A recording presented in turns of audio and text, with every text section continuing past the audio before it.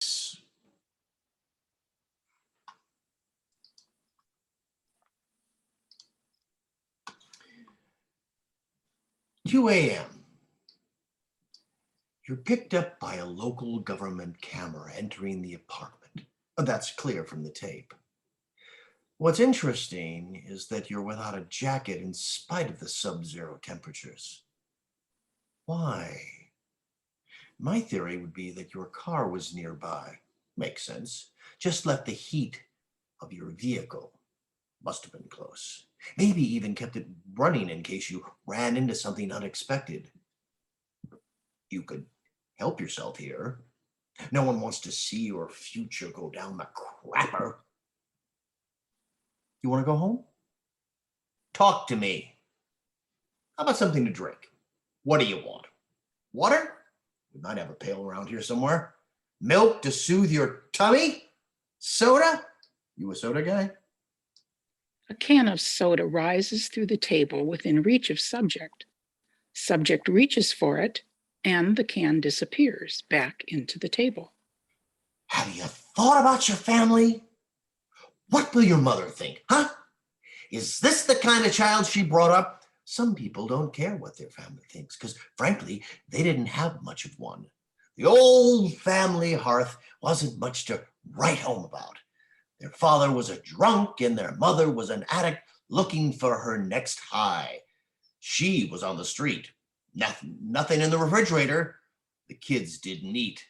They had to fend for themselves because your mother spent everything she got on drugs, and that's not a foreign world to me. My dad never got around when he was, he was around. He took it out on the old lady and the rest of us. I understand the first murderous impulse from a son to kill his father. I do, believe me. I dreamed how I would kill my father, worked out ways in my dreams, but I was a snot-nosed kid who couldn't lift a sack of potatoes, much less kill a 240-pound adult male with a high on. Sorry about the coffee. Machine's on the fritz. But you're going to put your life in the hands of some machine wedged between a fire escape and the head of, well, then I mean, you got to exercise some judgment in such matters, right? If how your day is going is dependent on whether you get 10 ounces, you're supposed to get 10 ounces. Now the machine varies, at least in my experience, very wildly. Got a lot of unhappy campers around here. Some of us have to other beverages in the station fridge, but those have to be non-alcoholic. Regulations. Oh, regulations can be a bitch, as you well know. Now, I'm not telling you anything new. I mean, we all got to follow rules, right? When you don't follow rules, bad things can happen. Of course, bad is relative in these. But one person's bad is another person's inconvenient. But inconvenience can add up, can't they? Especially in a place like this. What I want to know is why nothing is missing. Cash, jewelry, expensive watches, just sitting there. Plenty of swag laying about. When opportunity knocks, people just take it. That's to be expected. When there's a deviation, it raises other issues. Let's say we call it a night. Or is it day? Probably the latter. You just kind of lose track of time in here. Helps one think about what really matters and what kind of legacy they want to leave behind. I'm thinking you left behind the valuables because you heard someone, an unexpected visitor. You can plan this shit out to the minutia and still get tripped up. Some asshole comes in unexpectedly and all the planning goes right out down the crapper. You hadn't planned for that, is my guess. Hypotheticals can only take you so far. Once you're on the battlefield, things don't fall in your favor. Generals throughout history have been schooled in that lesson. Grunts in the trenches and the foxholes have as well. It's It's a well-honed fact of engagement. Planning can only take you so far. Smoke? Something to settle your nerve? They take a pack of cigarettes from their pocket and place it on the table. No? Smart. These things, they will kill you. The cigarette companies and the government convinced us that they help steady your hand on the wheel, make the pilot cool as a cucumber, and help you shoot straight when the enemy was coming over the hill, make you a better lover. They do anything to sell us this shit, including upping the nicotine. Then, when you got cancer, the company disavowed any knowledge of health effects. Once you got the cancer, you were on your own. Hooked him as kids and buried him. And after 50 years of bondage and nicotine, meanwhile, they made their nut on you. Probably spent 80 grand on him before I quit. More. Hell, cigarette companies killed more people than all the wars combined and gotten away with it too, more or less. Sure, they paid a few fines here and there, okay, but a drop in the bucket, a deductible expense of the price of doing business. Once the American market went soft, they turned their eyes to a new frontier. China. 1 billion people to hook and no health regulations. Opium dens, whatever. I carried them around for security. I feel better if I got a pack on me. There's a sense of assurance and swagger, like I got them, but I don't need them, kind of a thing. He demonstrates taking the pack in and out. Smokes? Sure, here. Want one? Of course. 2? I got that too. Want the whole pack? Take them. Plenty more where those came from. You're in control. You call the shots. You're the man. I get a nicotine attack. I take out the pack and look at it and say, a stick like that, you killed my father. Forget that stick and find another.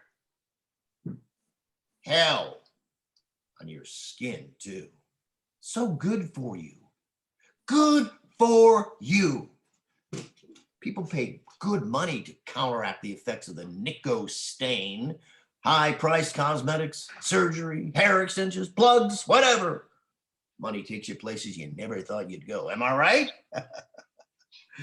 Well, why don't we call it a night? Or day, whatever. I'll leave the smokes in case you change your mind. What you got away is whether the monetary pleasure is worth sucking on an oxygen tank the rest of your life. Investigator 1 exits. Lights fade. Scene 2. Scene as before. Subject is seated at the end of a table. Investigator 2 enters. They are dressed exactly as Investigator 1. Through Act 1, the investigators are dressed exactly alike and repeat particular gestures, postures, and movements of the prior investigators. Certain vocal patterns may also be familiar. What a day! Had a million things to do. Grabbed a quick bite on the way out the door, threw down a cup of black bean on the way, well, get this. All the way down the hall until you, some good Samaritan, pointed out to me in the elevator. Ha! That ever happened to you? Of course it has. You got a hunk of grain in your teeth, that important lunch meeting? A lunch that was going to change your trajectory for the next decade. No one tells you. You go through the entire meal, not the slightest hint from anyone. You leave the lunch thinking you nailed the meeting and landed the account. You go to your car dealer that afternoon and buy the most expensive ride on the lot. That's how confident you are. On top of the world, bam. Next morning, you get the phone call from the firm that decided to go in another direction. Why? 'Cause like an asshole you had spinach salad hanging out your mouth the whole time and you were totally oblivious. The high cost of being a vegetarian, right? And not noticing the small stuff. The small stuff at the time, which becomes the big stuff of your life history. So what are we looking at? You say you left the bar at 2 a.m. closing time, but the timestamp on the video shows you entering the victim's house at 2 a.m. So unless you bilocated, you couldn't have left the bar at 2 a.m. Where you actually were at 2 a.m. was at the door of the house, and then you proceeded to enter. That's what we can prove in court to a jury of your peers. Waits for a response from the subject. Hearing none, they plow on. Let's put that aside for now.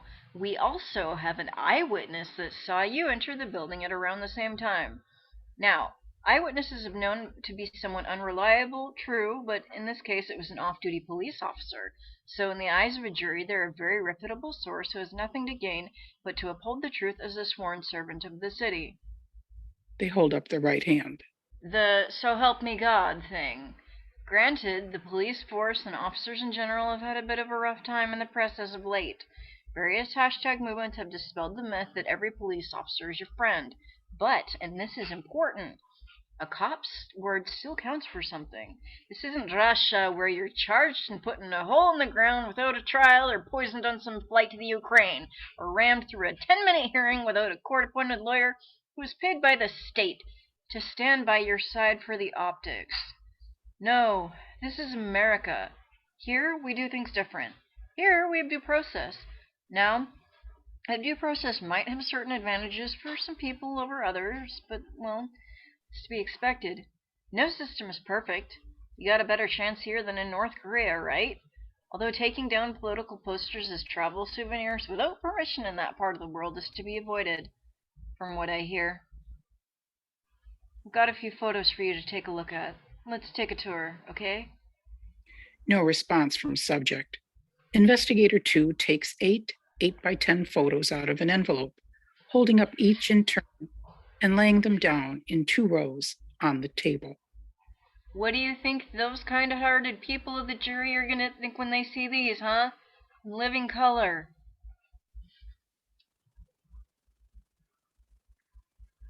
These aren't exactly the images of a loving and mutually caring relationship. I gotta tell ya, lost my lunch when I saw them. And believe me, I've seen my share. Get used to a lot of shit on this job, but this takes shit to a whole new level.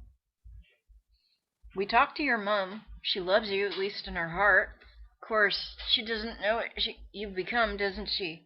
She hasn't seen the photos. She says you're innocent. Says we must have the wrong guy. You wouldn't hurt a fly. You've been wrongly accused. Gotta have the wrong guy. She says you're a helper, not a herder. But you see, we got you on tape. We got your phone records. We have your heat signature. The public has no idea what kind of high-tech spy shit we have at our disposal these days.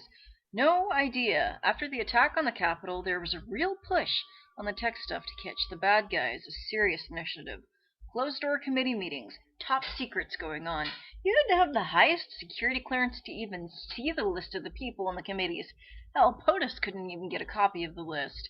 The press never caught wind of it, because unlike other recent administrations, everyone and their grandma wasn't talking to the press. There's even been talk about presidential candidates being required to get a psych examination in order to run for office. It's under serious consideration, you know. Anyway, the members on the secret committees made some bold decisions to help keep us safe, to make sure that domestic terrorism was on the radar front and center. And they spent a lot of money, still are, to make our country safe and secure the borders. You see, the wall isn't as important as the perception of the wall. It was the idea of the wall that attracted people. It doesn't matter whether it ever got built. A fire alarm sounds. Subject starts to rise with a concerned look. What? That? It goes off all the time. Give it a sec. Investigator 2 looks at their watch and counts off 7 seconds silently, moving their lips. At the 7-second mark, Investigator 2 snaps their fingers and the alarm stops. Like clockwork. They don't mean anything by it, but it sure gives you a start, doesn't it? Ha! You want a coffee? Black, sugar, that fake cream diglyceride stuff in the little pint? I can bring you a couple of those if you want. Probably give you cancer, but hey, something's gonna kill us all, right? Any kind of animal milk product that doesn't need refrigeration is suspect in my book. But who's to judge? Velveeta is considered a food, or so I hear. Ha! The room light starts to flicker. What the hell? Don't worry about that. It happens all the time. Someone pulls the wrong switch downtown and a fuse blows. The emergency system usually kicks in. Give it a sec. They wait. After a moment or two, the room lights adjust to normal. There we go. Thank God somebody pays their taxes, huh? Otherwise we'd all be in the dark. You recognize these photos, don't you? Sure you do. You hung around afterward, took your time. You had your way with her, changed her clothes, and moved the body. That's what forensics tell us. They also tell us that the victim expired 6 to 8 hours into the ordeal. What I'm trying to figure out is why you weren't concerned about the neighbors. How does a person take 12 hours as if they don't have a care in the world? That's a question looking for an answer. Ergo, you knew the schedule of the inhabitants. I was wrong about drinking the local water on a recent visit to an exotic destination and paid for it with industrial diarrhea shooting out of me like a fire hose for 12 hours. You were wrong about this. I can admit my mistakes and learn from them. I was a foreigner in a foreign land and made assumptions that I paid for. Think you're so smart, do you? You think you'd never made a mistake, never get caught, way ahead of the cops and the neighbors and everybody. Real smart. Well, you did get caught. You thought you were a big shot and you made assumptions and got caught. You don't look so big in that chair now, do you? Like a little kid taking a time out. Oh yeah, you're gonna take a time out, alright. A nice long time out in a little bitty cell where the sun don't shine. Sorry about the coffee. The machine's on the fritz. Sometimes it eats your change without so much as a beep. It likes to see you suffer. Other times it gives you a little trickle of water minus the coffee. Most of the time the machine grins at you, daring you to put money in it. My partner puts money in it every day. Every day, no matter what. What do you think the odds are of getting a hot black cup of coffee? I've been working out the math over the past month. Care to venture a guess? At best, 10%. That's right, you got at best a 10% chance of actually getting what you pay for. Do you think those odds stop my partner from putting his hard-earned cash in it every day? Do you think a 1 in 10% even gives him pause? No. He's the ultimate optimist, isn't he? An eternal optimist. Those are shit odds. They really are. What else would you take 10% odds on? I guess people do it all the time on the track, right? Worse odds. Being struck by lightning, much better odds. The odds of being struck by lightning in your lifetime of, say, 80 years? 1 in 15,000. I've been struck by Job's bolts 3 times. You believe that? Count 'em. 3 triangle tremors. And yet, here I stand. What are the odds on that? I never got past geometry, so who knows? Way worse than your odds of dying in a flood, which are 1 in 95,000. Although those are increasing daily. By tornado, 1 in 5 million. Unless you live in Alabama. Did you know that more people die of tornadoes in Alabama than any other state in the Union? Why, you ask? Simple. More mobile homes. Underlying vulnerability. And the funnel clouds are not as visible in the hills of Bama than on the open plains in the Midwest. And, unlike other states, the twisters can strike in any month. Even at Christmas. So the Bamans got so used to tornado sirens that they figure, hell, another siren. So what? Hear 'em all the time. Till their mobile home is swept up in the clouds like on Judgment Day. Your odds of winning the lottery? 1 in 175 million. Yet some people spend their entire paychecks chasing that dream. So now who's the dummy trying to get a decent cup of coffee from the hallway machine? Let's say we call it a night. Call it a day. I'll see if I can get you a cup of coffee. Maybe I can beat the odds this time, you never know. Don't count that out. Machines have been known to have your number. But we're smarter than machines, aren't we? We got the gray matter up here, a sizable amount of gray matter.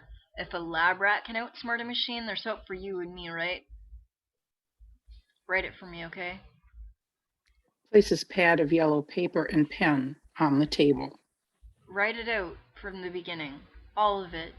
Don't leave anything out. Even if you think it's not important. A detailed account, okay? You do that, and maybe we can talk about improving your situation. You want to go home, don't you? Investigator 2 exits. Lights fade. Scene 3. At Rise, the pad and pen are gone. Investigator 3 is leaning against the door and in mid-conversation with subject. I think this might have been a case of mistaken identity. What do you think? In my mind, the evidence points in that direction. Now, I'm not saying that everyone sees it that way, but I do. And that is going to be a favorable viewpoint. A viewpoint that favors you and your situation. All a big mistake. Law enforcement made mistakes. It happened yesterday and will happen tomorrow. No one is above making a mistake. You name any city in our land, big or small, throbbing metropolis or sleepy hamlet, pick one. And you're going to find some cop making a mistake, an error in judgment. Why? Because it's a profession, not a job, a profession, a highly skilled profession composed of ordinary people like you and me who are placed under, at times, incredible stress. Say you get a call for a domestic dispute. Hundreds, thousands of domestic disputes every day in our country, but you do not know what to prepare for.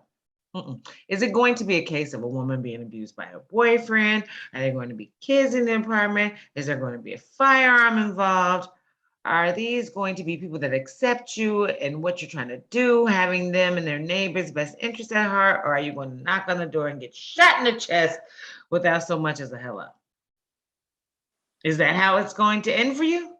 Bleeding out in the hallway of some cheap ass apartment building? You think about that. You think about it every goddamn day you walk out the door, because if you don't, you're going to be careless. My father was a cop, a damn good one. I held his badge once when I was a kid, heavy in my hand, substantial. Made a statement, said my dad was important because he helped people. He helped people even when they didn't want his help. He told me that. It was a bad cop who used their gun. There was always another way. If you think you got to use your gun, then you haven't thought it through, he said. You got enough light in here? Enough light for you to do what you got to do? Because if not, I could try and see if maybe one of the fixtures is on the blink. We got some good maintenance people. You know the area. Highly skilled and responsive. I had a stuck drawer 2 months ago now. Couldn't do anything with it, driving me crazy. And before I got off the phone, maintenance had someone there. The guy did his magic with the drawer, and I haven't had a problem since. When you have a highly functioning team like that, there's nothing that's out of reach. The Mars lander, figuring the trajectory and speed, heat, shield blazing, slowing the vehicle from an atmosphere entry of 12,000 miles per hour down to 2 miles per hour in 7 minutes in order to achieve a safe landing. Child's play compared to fixing that drawer. Has anyone offered you a cup of coffee? Subject tentatively shakes their head. Really? I find that hard to believe. That's the first thing on the list. If subject is to be put at ease, therefore more readily disposed, offer him or her a refreshment. Such refreshment is likely to encourage cooperation and conviviality. That's what the training manual states. Makes sense. Not number 8 or 9. It's number 1 on the list. Gotta tell you, I find it pretty hard to believe that was overlooked, especially given the credentials of those who preceded me. Hospitality in this case, good manners, is not necessarily what the state is known for, but it is certainly appreciated by members of the public. My parents gave a good example of that life lesson. You have a visitor, a guest, the first thing you want to do is make sure it's provided liquid refreshment. That's a no-brainer. And the manual supports that. A manual now in its 5th edition. That, my friend, is progress. Truth be told, I'm on the cusp of moving up. My time is now. The results of this procedure will have a bearing on that. I hope to be successful. However, success has a contingency. And in order to increase the odds of that success, you need to be provided for in such a way that you feel predisposed, comfortable, convivial. I've never been considered the prettiest, brightest penny in the box, but dependable and dependability has its merits. Do you want to be brilliant and undependable? Because often the two follow one another. Or solidly competent and dependable? Given the choice, people, those in the higher echelons, choose dependability every time. Because dependability, my friend, is what gets things done. Subject hiccups. There you go. A good beginning. It's a start. But they want you to write it down. Everything from the beginning. And you ain't gonna write so good with a fistful of broken fingers. So, have you seen the photos? I assume you have by now. You're going to see various files of these. They have been passed around the office, and I gotta tell you, most people get weak-kneed. The first response is a quick and take a breath. Even the most unflappable in the room had to look away. What kind of person, what kind of animal does that to another human being? Now me, I'm fascinated by what generates that in a person, but that's me. I'm not your typical dick. I have always marched to the beat of a different drummer, and I want to know how exactly how many stab wounds were inflicted. The angle, the depth. Why? Because they are never arbitrary. Amateurs inflict arbitrary wounds, but not those practicing the art, not those who have done dress rehearsal on other animals. Building themselves up through the food chain until they arrive at their intended destination, the crowning glory of creation. Not only is it exciting for the practitioner to use human flesh as their canvas, but there's a pride in it, an unmistakable signature of defiance. God? What God? I draw on God's canvas, take possession of it, and make ruins of his creation. There's no sweeter victory for them. Not to mention, we got your preschool records. Trust me, that shit follows you to your grave. Maybe further. Seems you were disciplined a lot. I did not expect to find a rap sheet for a preschooler, but yours qualifies. Number 7 was given 5 red light warnings today. He has trouble integrating with the rest of the children, makes bad choices. Today I found number 7 in the closet. When I asked him what he was doing, he said he was looking for his pet gerbil. He cries and throws himself on the floor during instruction. His mother has been contacted multiple times, but is uncooperative. There's more. Not good. In fact, I say that's a piss poor start. Wouldn't you? The room lights flicker and a low drumbeat is heard. Investigator 3 shouts to the ceiling. Wow! Give me a sec, okay? Rome was not built in a day, my friend. I'm not a miracle worker here. Thank you.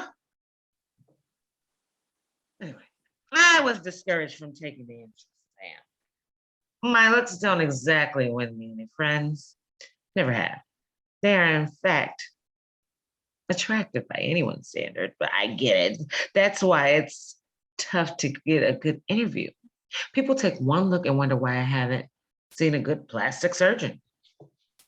People move to the edges of the elevator when I get on. They figure it might be catching. I am not a freak show. It's what's here and here that makes the difference. But people fear what they don't know. The different, the weird, the other. Now, I certainly don't want to appropriate the suffering of others and say, poor me, feel sorry for me, because I was dealt a questionable hand of ugly. I get that. My suffering is nothing compared to other people. But rest assured, I know what it means to be classified as other, even though I make a decent living and haven't had to go on public assistance yet. The pandemic gave a lot of people a taste of what it is like to want. And you gotta have that cup of coffee. There's a certain almost palpable need emanating from your end of the table. I am sensitive to those vibes. I am. Spent a lot of time in counseling trying to sort out good vibes from bad vibes. Grateful for those years. Helped me get my head on straight during some very dark times. You probably sense the same for me from that end of the day. To be effective in what you do, you got to be able to read people pretty well, right? Read them like a book. First, look at a person, tells you all you need to know. They send off a vibe of either victim or fighter, right? Yeah, you figured that out a long time ago, didn't you? Be back in it, Jeff. Black, right? Touch of sugar, hold the mayo. Now, full disclosure, the machine has seen better days. It's what they call finicky, what the dicks used to refer to in the dark ages of non-politically correct parlance. That machine can't make up her mind. Am I going to make a fuss or just lay back and get it over with? Now, that attempt at humor would offend a lot of people, me included. But you can't even consider making that joke in this climate. No, my friend, that joke is not funny anymore. It's past its expiration date. That joke will get you written up. That joke will get you fired. Senators can screw around, Supreme Court justice can degrade women, presidential candidates can rape in department store dressing rooms, but make a gender joke about the coffee machine in this building and this woken political climate, and you're just asking for trouble. Investigator 3 exits. Man 1 has entered unseen by the audience. Scene 4. Man 1 is facing the wall. I don't even know where to start with yous. Soon as I came, I wanted just to turn around and go back home. I don't need this kind of shit. I shouldn't have come. I came against my better judgment. And when that happens, invariably, I get the short end of the stick. And I don't like getting the short end of the stick. Means I gotta clean up a mess that I ain't got nothing to do with. He walks the room. I get a call from my brother. You'll remember him. The guy who has flown straight all his life, building a nest egg you and I could only dream of. That brother calls me up in the middle of the night, mind you, telling me that you're in trouble. When haven't you been? And he says to me that you're in the kind of trouble he doesn't think you're going to be able to talk yourself out of. The kind of trouble you put in a hole in the ground somewhere in Idaho. It all sounds vaguely familiar, and I tell him, that I got better things to do than to wipe the nose of our little brother who has not yet learned not to do stupid ass things. You know, you not only left DNA all over the fucking apartment, but you didn't take the time to consider the last sophisticated surveillance system. Did that happen to cross your mind? Was you planning on making a fresh start in the porn industry? You're facing the camera in such a way that one could swear you were auditioning for Hollywood. Excuse me for asking the obvious question, but why did you have to kill her? If you're frustrated, there are other women who do this kind of thing professionally, or so I hear, who would have been only too happy to oblige.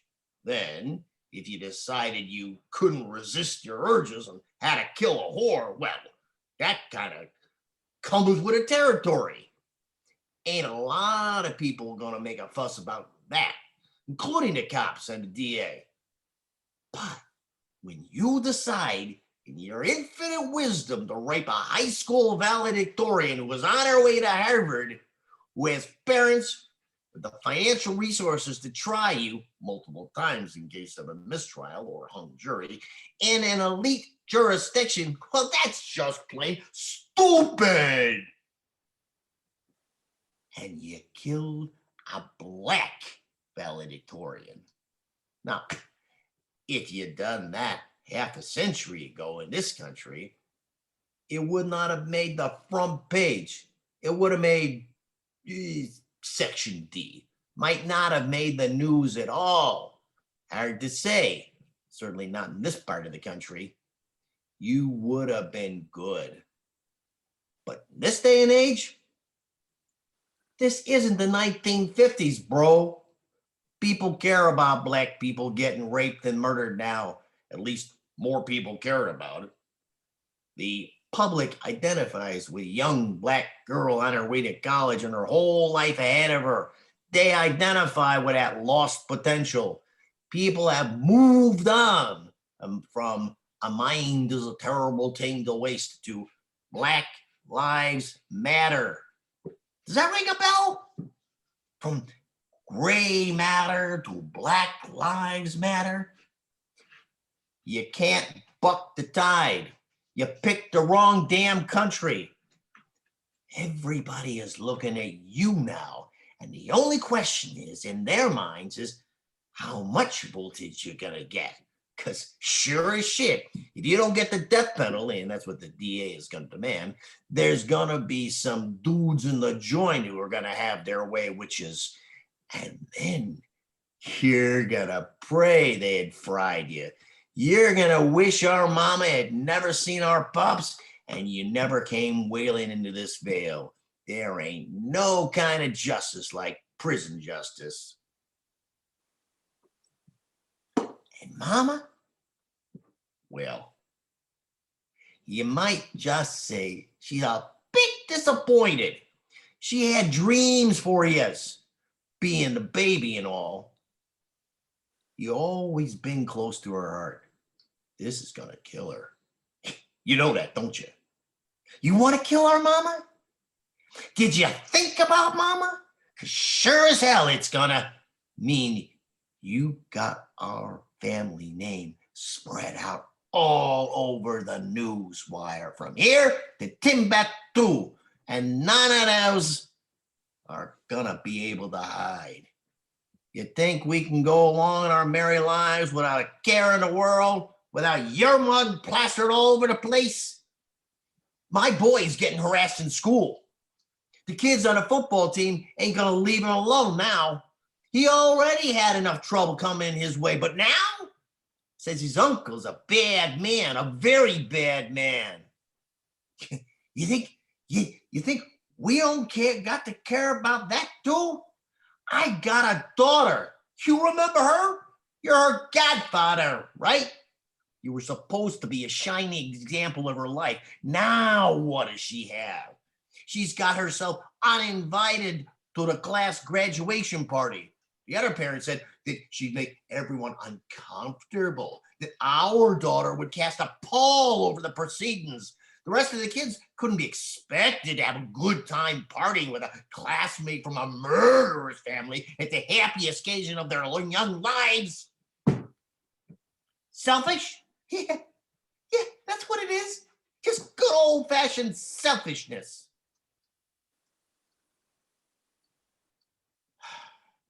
And I got the IRS so far up my ass, I can't see straight. You think they're gonna let things go now with our name on every corner? No way in hell! They want me to come in and explain the last decade of my business dealings. The IRS wants a year-by-year accountant. I gotta hire a lawyer. Now, how am I gonna do that? Or I got an idea. Maybe you can float me some of that book money deal you're going to get for your life story. Is that what's in the works? You got an agent that's going to sell your story to the highest bidder? Going to see your name up on the silver screen in the big blockbuster summer made for TV true crime drama? Spoiled. That's what you are. Always have been. That time we went to the party in the house out in the woods in the middle of nowhere, and you begged me to take you home because you were scared of all that drinking and carousing and drugs and gonna end us all up in jail. I want to stay because I was getting lucky that night. Remember that? How I had 2 girls hanging on me, 2 of the hottest girls I'd ever seen. Either one of us had ever seen, or will see, in our miserable fucking lives. 2 girls that wanted me and would have done anything. And I mean anything, because I had the stash. But you come over with your head down and your eyes all red and mumbling about, oh, I wanted to go, and would I please take you? And you were sorry, but you really needed to go. And I promised our mama that I would never let anything happen to you because your older brother and all, and how I had to look out for you and keep you out of trouble. And you reminded me about that promise 2 or 3 times, was it? Which she made me believe in the hallway on our way out that night. Well, I made the biggest mistake in my young life that night. I should have left you. I should have left you out there and made you walk home for 30 miles without a coat. You might have learned something from that. That was, as they say, a teachable moment, a missed opportunity. I wish I'd left you and had some ferocious animal had found you and taken you to school about what it means to be a responsible human being, responsible to your family. Because this shit you brought on us, all of us now, we ain't never gonna shake. And why? Because you were born selfish. Always have been. Nothing is gonna change. I laid some of the blame at my own doorstep. I do. First time you looked at me cross-eyed, I should have beaten it out of you. I should have beaten that pride out of you. If I had, we wouldn't be sitting here now, would we? Well, you finally made something of yourself. Congratulations. You're a big name now. A real fucking star. I hope you're happy. Don't expect me to figure this out for you. I got better things to do. We all got better things to do. I gotta get some coffee. Get my head on straight. There's a barista when you need one. Serve it up to you nice and slow like you were the only person in the world. Give it to you with a fancy design. Maybe a nice heart of foam. All I saw out there was a coffee machine. You can't trust a machine. People banging on it all day, swearing and going up and down on the machine, ate their money and won't give it back. I called one of those machine companies one time and get a refund. Ha, they laughed, said, unless I could prove my loss, I was out of luck. You think about that. Your luck might have run out too. Man 1 exits. Family photos and video clips appear on the back wall. The scenes are of family life, growing up in a large family, the subject as a kid. Subject watches the photos and scenes as they float in and out. Music accompanies the images. I didn't do it. Lights fade to black. Scene 5. Lights up. Subject is now sitting in the chair at the opposite end of the table. A woman is sitting in the other chair, somewhat tentatively, opposite the subject. Well, this is a fine how-did-he-do, ain't it? I had to come all the way down here to be humiliated by a strip search? What is wrong with these people? My God, doesn't anyone trust a mother these days? What has the world come to? Am I gonna have a gun in my purse? Do you know that I actually had to leave my purse at the desk? Said I couldn't bring in anything with me. And the man at the desk was so rude. There wasn't any call for that, was there? Must have gotten out of the wrong side of the bed this morning. I mean, how many purses have ever been weaponized? Tell me, how many? Maybe in some James Bond thriller, but certainly not in our town. I mean to say, I've heard a woman using their purse as a weapon, but only in the most unusual circumstances. And only as a last resort. I don't have a shoulder bag anymore. If you, I'm sorry, y'all, my cat's misbehaving. I mean, how many purses have been weaponized? Tell me how many? Maybe in some James Bond thriller, but certainly not in our town. I mean to say, I've heard of women using their purse as a weapon, but only in the most unusual circumstances, and only as a last resort. I don't have a shoulder bag anymore. They went out of fashion long ago. I brought more like a claspy thingy thing to hold just the essentials, you know. Wouldn't have hurt no one. Not a chance in hell. Well, it better be returned to me on the way out, in the condition it was in when I entered. Don't know where it's been since that Neanderthal got his hands on it. Probably pawing through it now while we're sitting here going through a female's private things. What does he think he's gonna find? Doesn't matter, I suppose. It's the thrill of it. Every man wants to find out the secrets of what it is to be a woman, what makes us tick, what we're up to, how we've survived against all odds. A purse is going to tell you that. The tombs of the pharaohs don't capture the imagination like a woman's purse.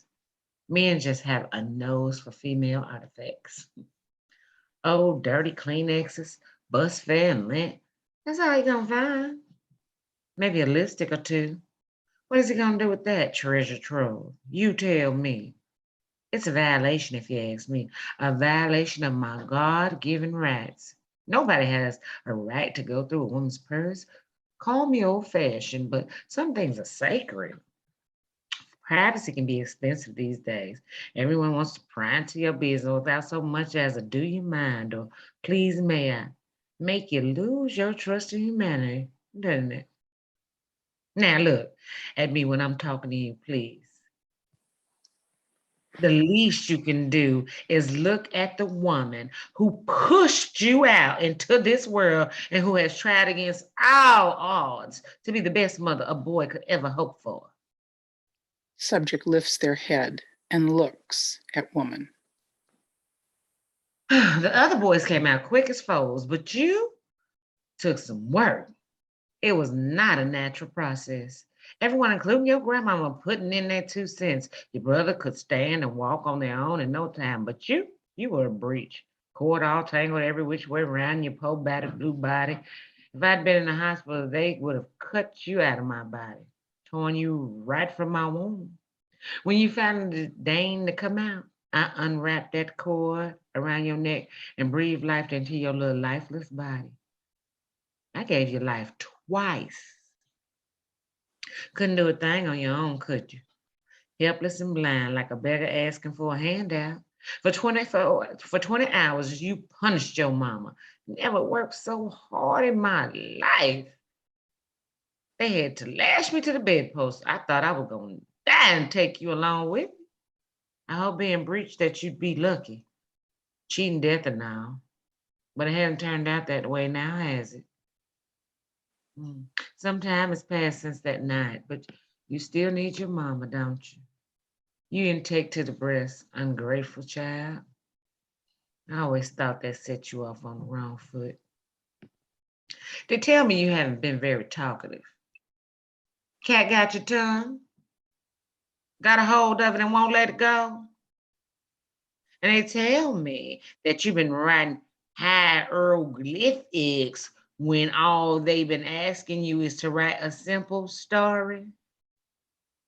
You used to be so good at that, working away with your little pencils and crayons to beat the bear. We thought you was a regular genius. You've disappointed your mama, haven't you? All the time and love and combing your wayward hair and shuttling you to baseball games and going to your recitals and little plays with your friends and buying you candy at the grocery store to stop you screaming and letting you stay up late to see your favorite show on the TV and calling the neighbors to apologize for you breaking their window because you was too embarrassed to be a man and go up and ring their doorbell and tell them what you had done and say you were sorry and take responsibility. Well, that never happened, did it? Your father and I kind of let that slide by. That was a time when we should have put our foot down and insisted. I see that now. Hindsight is always 20/40, isn't it? If we had, we might not find ourselves here now, would we? You on that side of the table, and me on the other, trying to make sense of a tragedy. Just a mess that could have been avoided that summer day when you were 12. A missed opportunity. That's what I call it. A missed opportunity. You remember that day? Yes. What's that? I can't hear you, young man. Yes. Well, you certainly haven't been acting like it, now have you? These things people have been saying about you, shameful. I can't believe what's coming out of their mouths. You think that they were brought up in a cave the way they've been talking. You didn't do anything to that poor girl or any of them other people. That's just crazy talk. Trying to take advantage. That's what they're doing.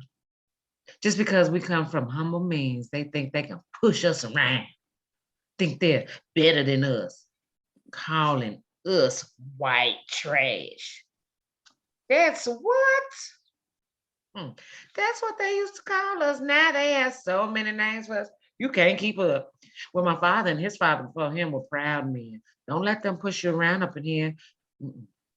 We come from a proud heritage and nobody's going to push my baby boy around or tell him what to do. You hear me? Even though we don't have much, you got to hold your head up and show them that you are somebody.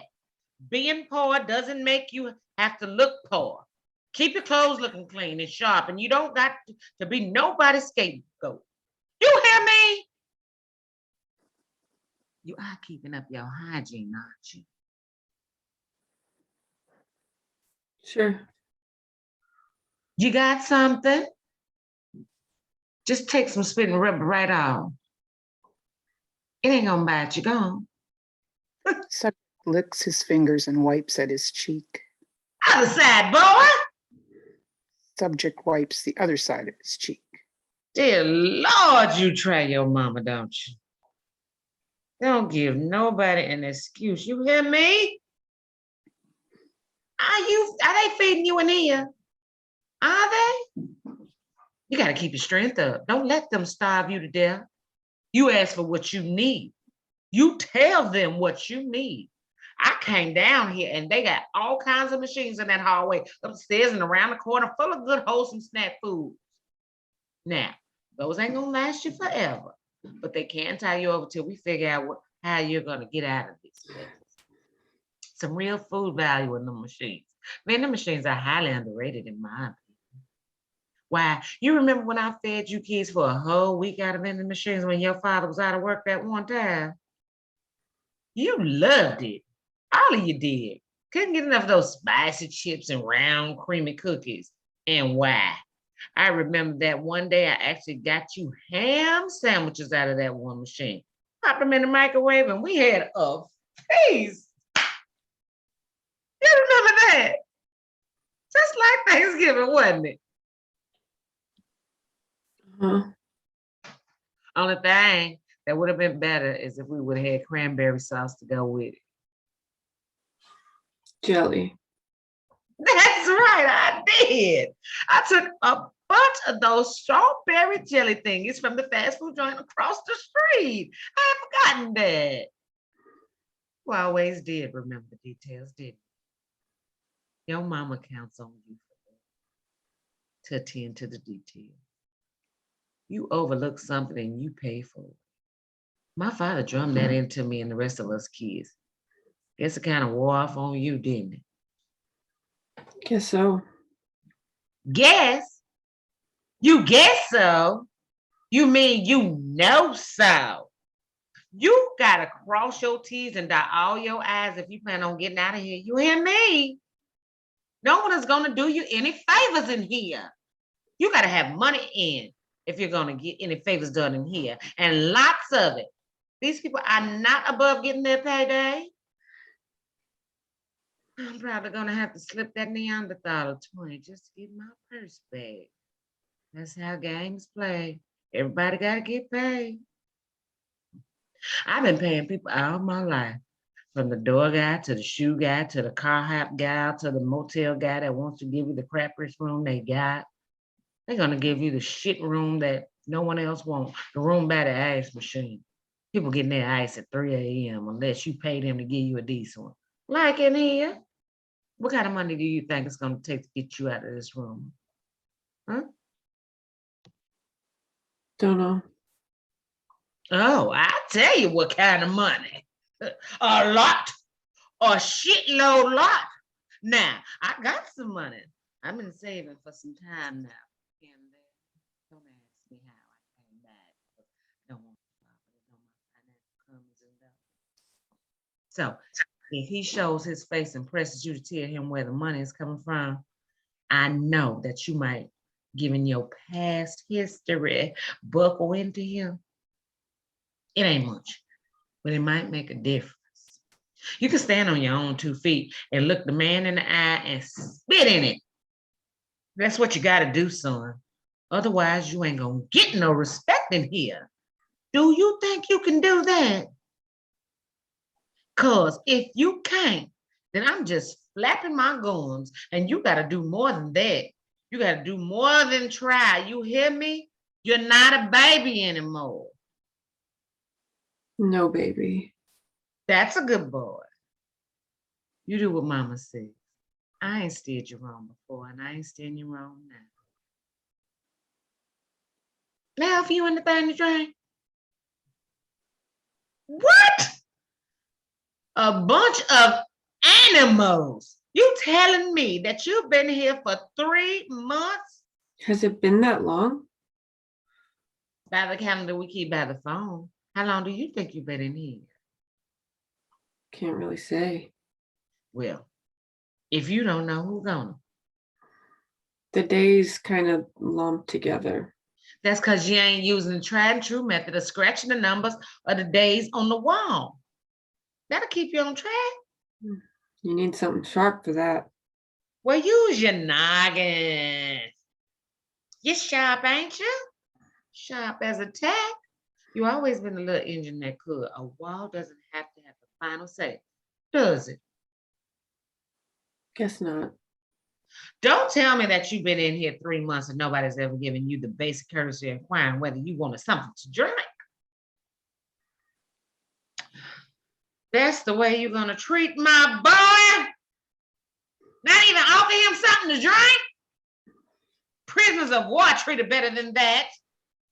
Isn't that against the Geneva Convention or something? Don't you shush me. You think they're gonna pay attention to me in my regular voice?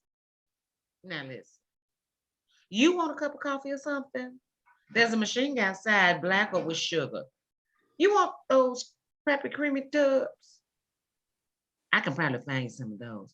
But I gotta tell you, when I came in, there was a guy in a suit pounding on that machine and using some of the choicest words I ever heard in my life. And my mother could let it rip, let me tell you. I think the man was pretty upset. Sometimes those machines have a mind of their own. They can be spiteful. You can pound on them all you want. Pound on them till hell freezes over. Ain't gonna make no difference. Well, I don't want to outstay my welcome. I'm sure you got things to do. Try to keep yourself busy in here. You know what they say about an idle mind. Show them that you got more going on up here than they think. Strategize. Keep one step ahead of them. Make your mama proud and beat them at their own game, son. She rises and crosses to the door. I can find my own way out. It's only down the hall, take a left up the stairs to the right, across the overpass, down the south stairs to the corridor on your left, which you take all the way to the end until you can't go no more. Get your parking pass, step at the desk on the other side, take the F elevator to the second floor, down the hallway to the left, through the double doors to the B parking lot level 2, and the cars in parking slot 16. Piece of cake. I done it so many times I could do it in my sleep. It'll be good exercise. Get in my steps for the day. She knocks on the door.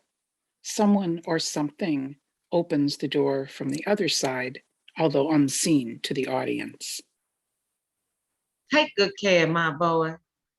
Take good care, boy. Don't let them convince you of something you didn't do. Lord, I done almost forgot my purse. Get my purse. Won't get very far without that. That what comes of thinking about what's best for your boy. That's what comes of thinking about what's best for your boy. She's gone. The door closes behind her. She's not the mother of my childhood. Barely recognizable. Did her face change while I was sleeping? That woman is someone else. Questions, accusing, taking me to task, pulling images fast and furious, the when, why, and forgotten, questions of origin, a people proud, a family secret, an absent father. The wheat grows tall on a windswept land. Those who tend the crop bend to their labor, cutting and threshing, amber gold running through their fingers. Sustenance held close and shared. Bowls held out, children's bellies on the verge. Who decides the rights of the land? Who owns the sustenance of who will eat and who will die? The harvest knows. Lights fade to black. Before, a man is sitting in the chair opposite subject. He is dressed in black clerics and has a priest's collar. You didn't have to come all this way. I wanted to come. You didn't have to go to the trouble. It was no problem. You must have plenty of things to attend to without. This is what I do, remember? I mean, people are in the hospital dying. You didn't need to take time out to see me. Kinda in my wheelhouse. I was in prison and you came to visit me. Right.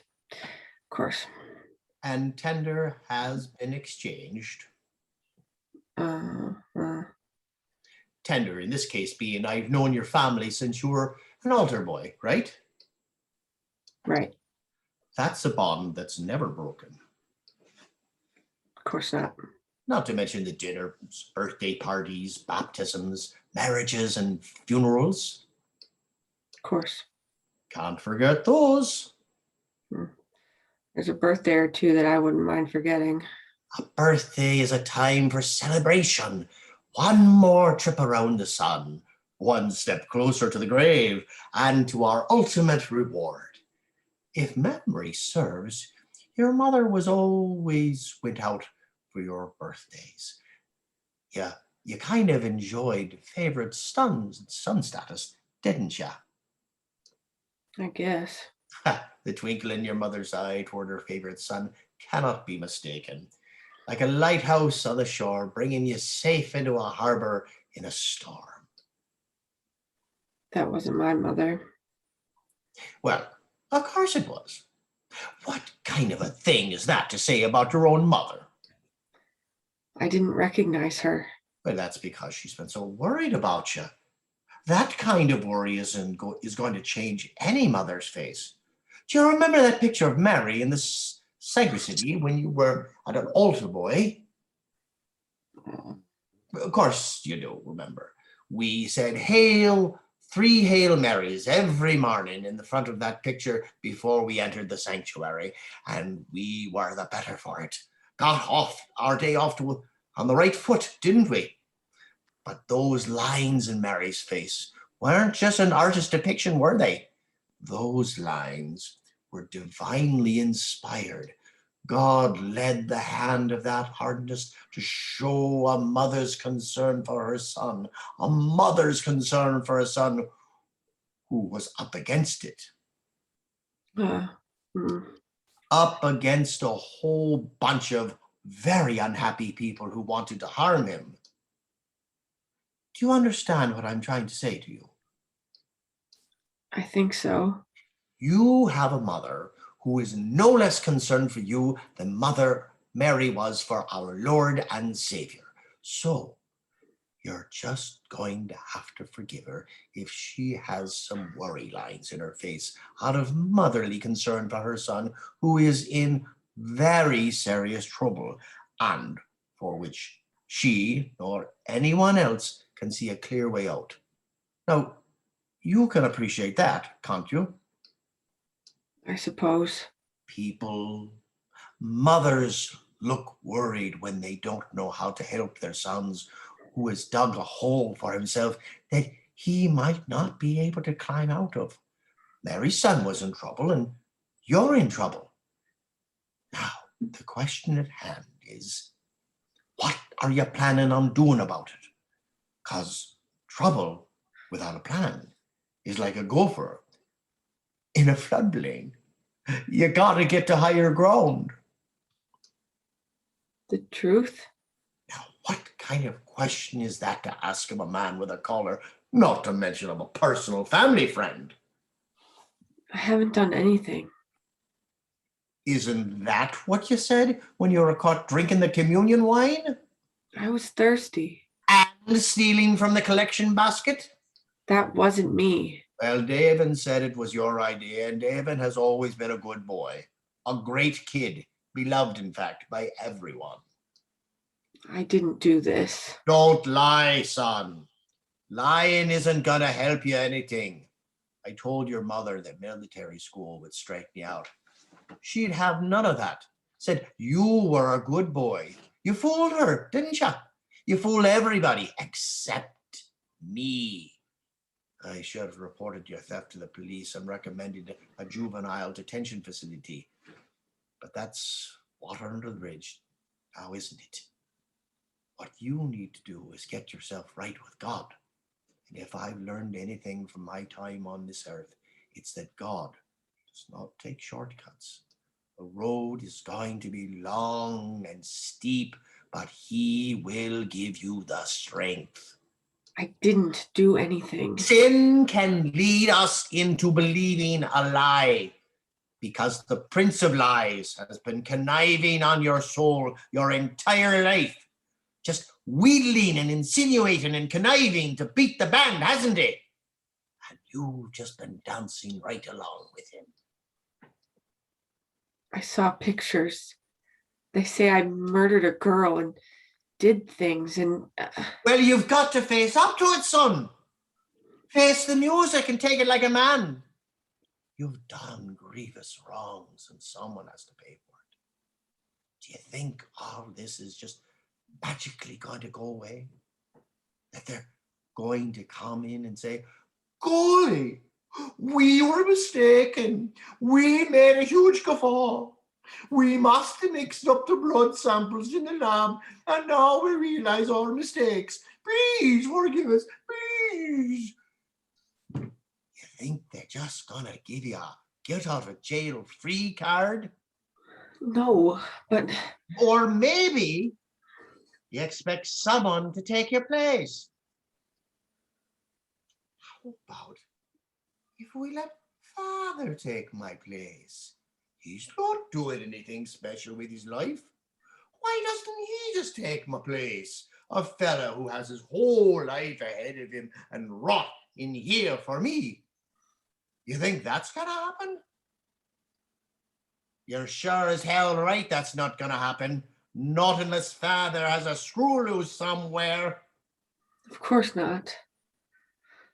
I have to admit that there have been days, trust me, everybody has bad days and now and then, and I'm no exception. You think you've got troubles? I've got flat earthers, anti-vaxxers, Opus Dei zealots, poisonous snake handlers, and tree huggers all looking at me with their beady little eyes, praying for the second coming to whisk them away. It's a regular circus.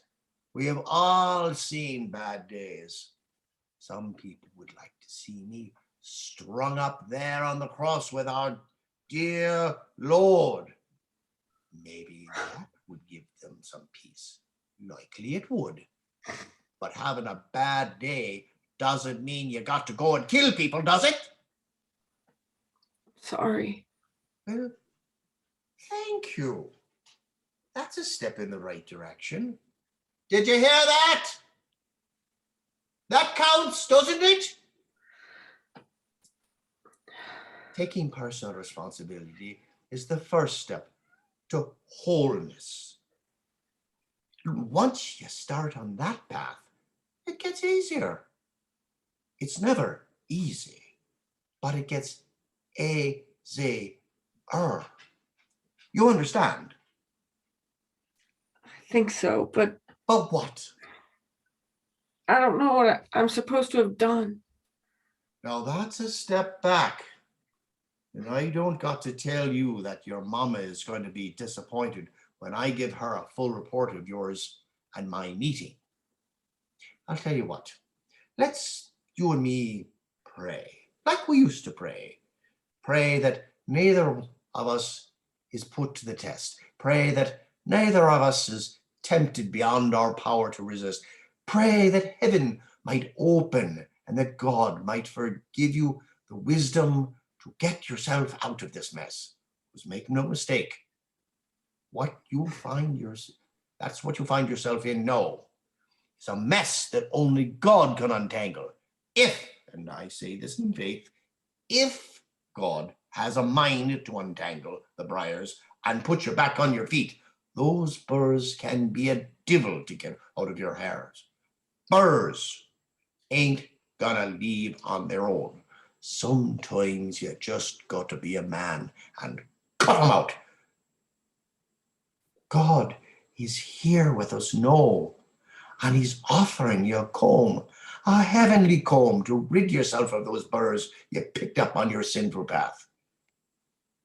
Do you want God's help?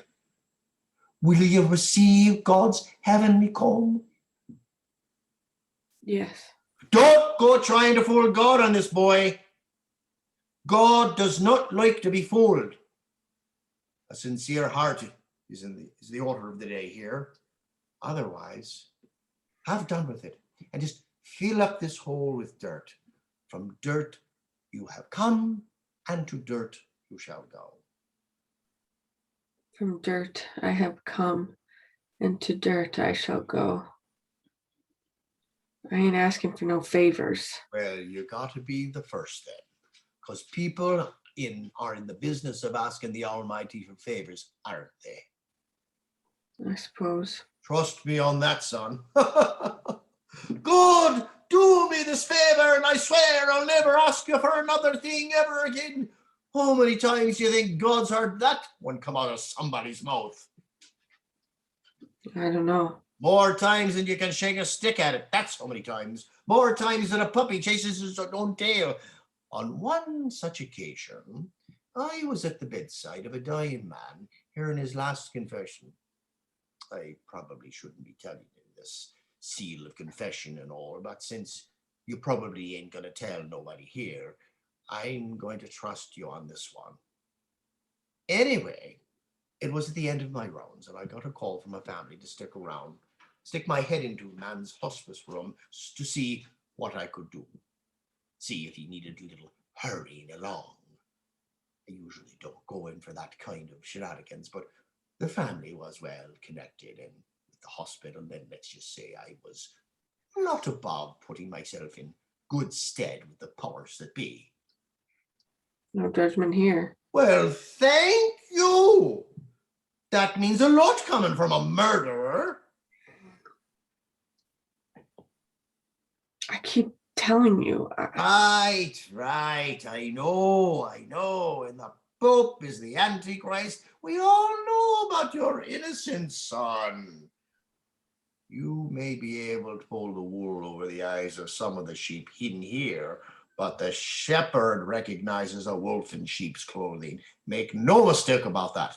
Now sit up, listen. There's a lesson here for us all.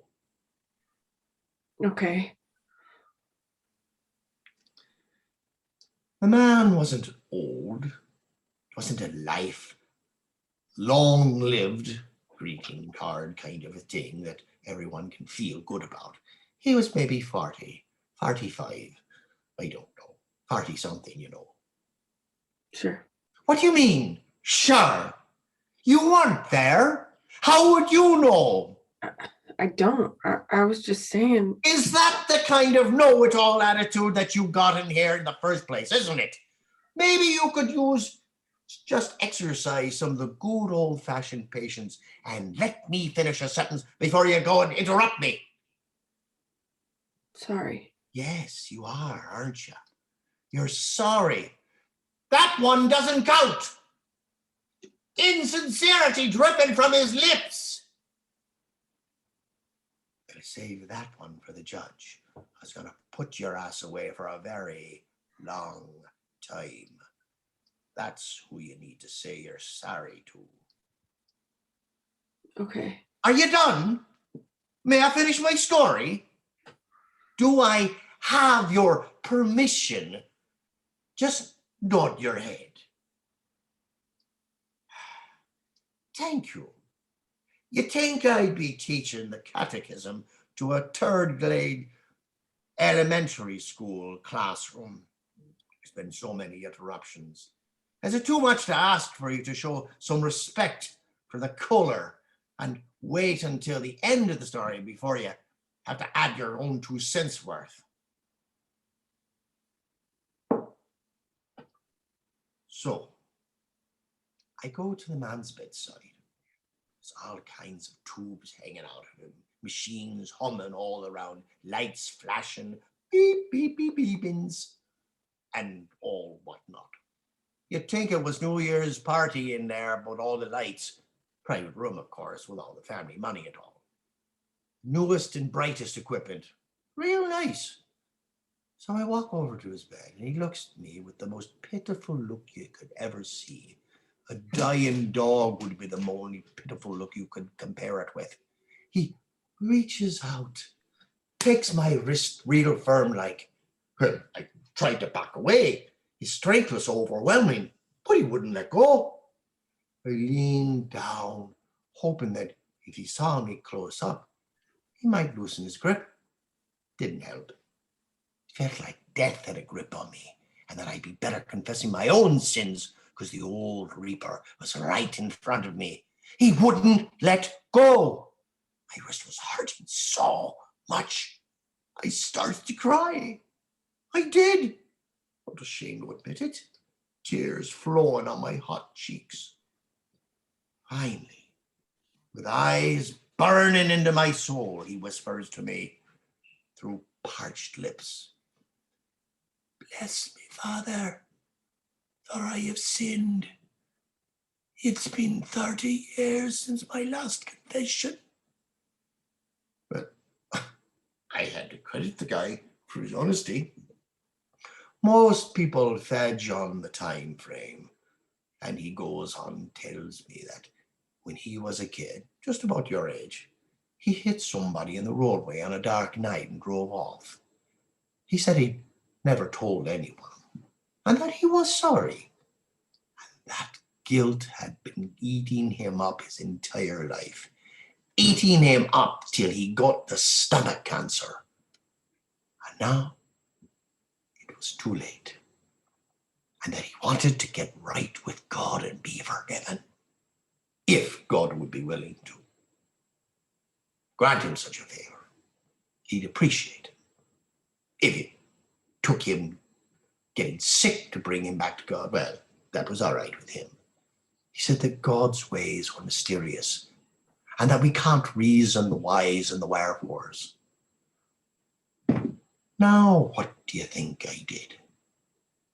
Do you think I told him he was a terrible person and that he should was finally getting his just deserts?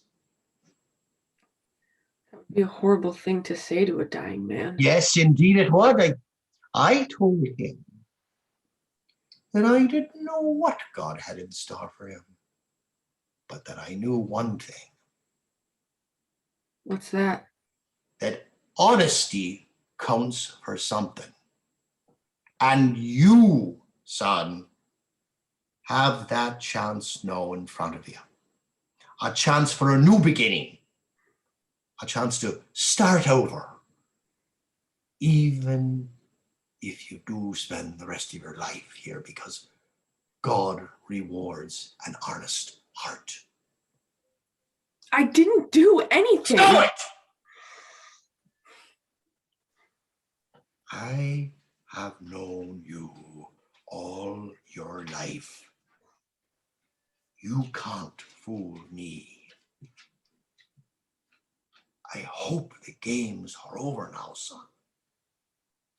Come on, join your hands together. Join your hands together in prayer like you used to do as an altar boy. You remember how. It wasn't that long ago, was it? Join your hands together like you mean it. Let's storm the heavens together, because where two or more are gathered, there I am in their midst. Man 2 bows his head, and seeing that subject hasn't bowed theirs, gives them a signal that they should. Subject then bows their head.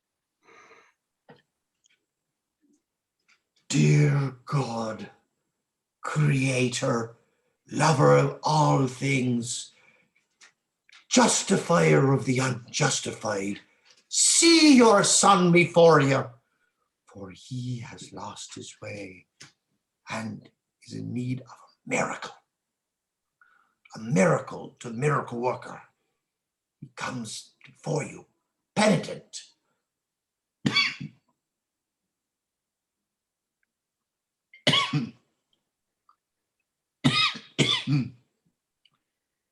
You are penitent, right?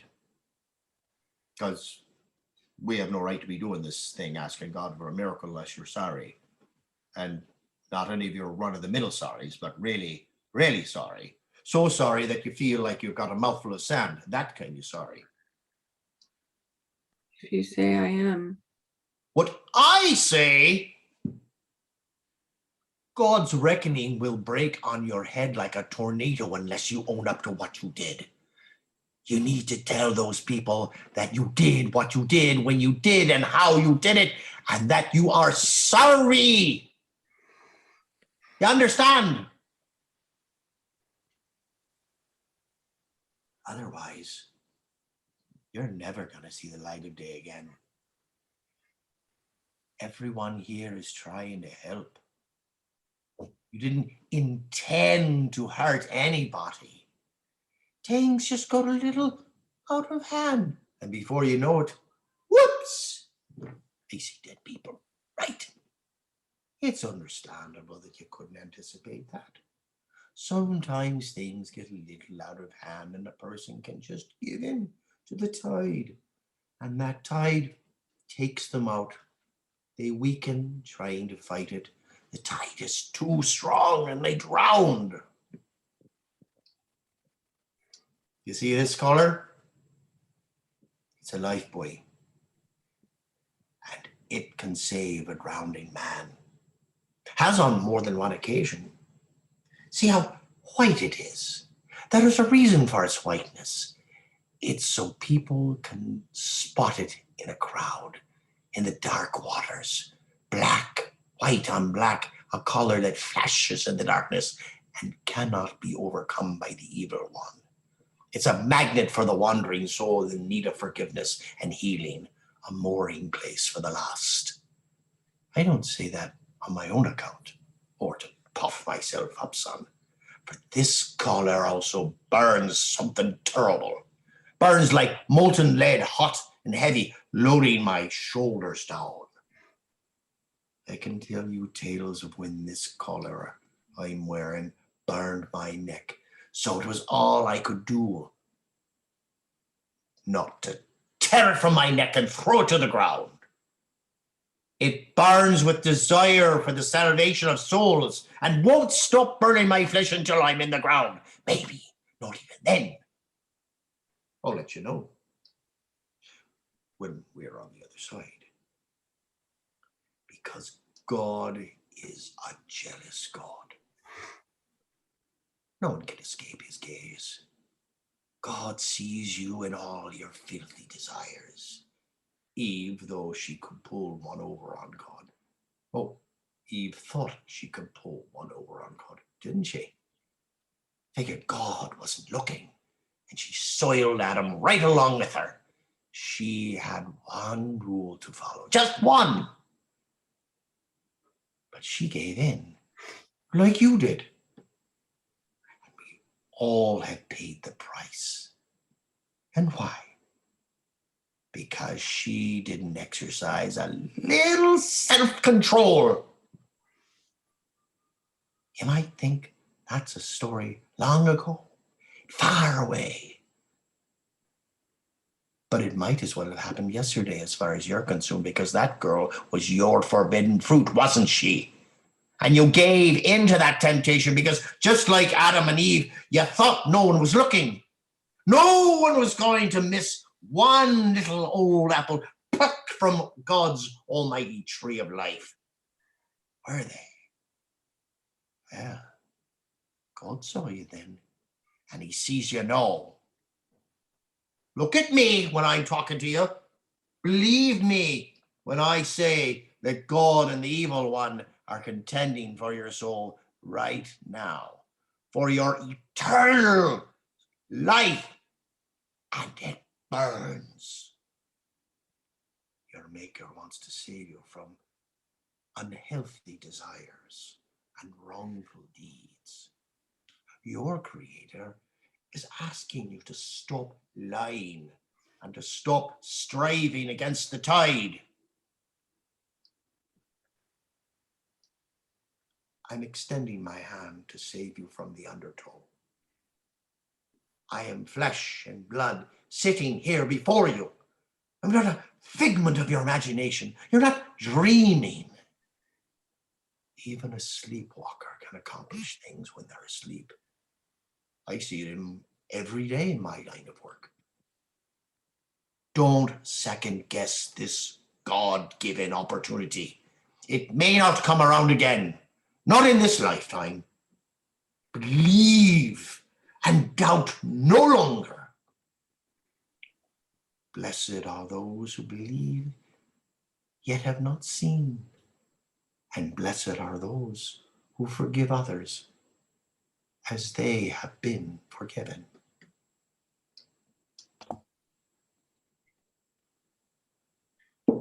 I've been going on a bit, haven't I?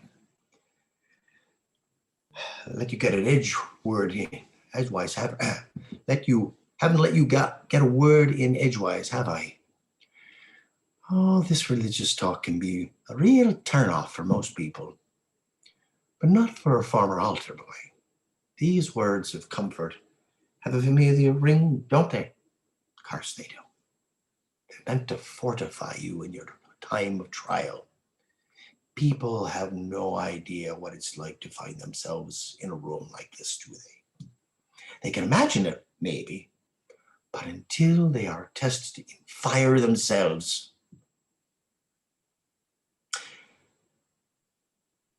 you need to take a hard look in the mirror and own what you did. Be a man and step up to the plate. Take the medicine they're offering. You need to tell these people what they want to hear. Do you understand? You tell them what they want to hear. You can get out of here quick as a cat on a greased pole, back to your mama's warm embrace. You extend a hand of cooperation, and it could take you far, very far. You look a bit peaked. Johnson, need something to drink? Coffee? You hadn't kind of believed this, but I had one of the best cups of coffee I've ever had from a machine I found in the hall. Who would have guessed? A person comes down here expecting a wasteland and then to be surprised by a cup of java like that? God, it took my breath away. God is certainly a God of surprises, aren't they? That is one thing you can count on. Surprising in so many wonderful ways. How do you take it? I prefer black myself. All that crap people put in there just for an excuse for not being able to take the beam on an honest farm. And for the coffee shops jacking up the prices of 25 cents of Honest Joe. What do you think of profit margin in those places? You want to talk about crimes against humanity? A $5 cup of hand-brewed hippie-steeped cup coffee, a $5 fix is what I call it. You want to turn a profit? Do it the honest way. And don't be trying to fool people with all that steam and froth and clever little heart design shenanigans. You just sit tight. You're not in a hurry to get anywhere, are you? Ha! I'll be right back with the refreshment you've been waiting for so patiently. Gonna kill two birds. I'll just tick this off as a good deed for the day. Cup of coffee for a family friend who is in need. Check. Coming right up. Oh, and you might say a prayer or two while I'm gone. You never know. Might help things along a bit. If you don't remember, just make something up. Man 2 exits.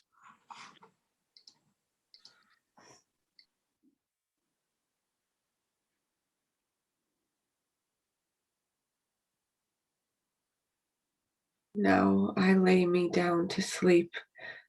I pray the Lord my soul to keep.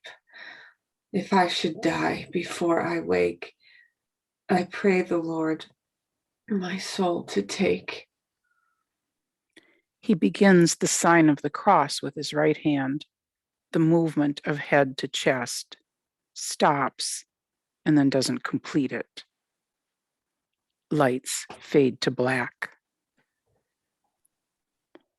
Scene 2. Same scene as before. Girl enters. She is dressed to the nines and knows it. A knockout. She peeks around the door, checking out the room before she enters. Girl crosses to the empty chair, looks to see how clean it is, takes out a Kleenex and wipes the seat. Satisfied, girl sits.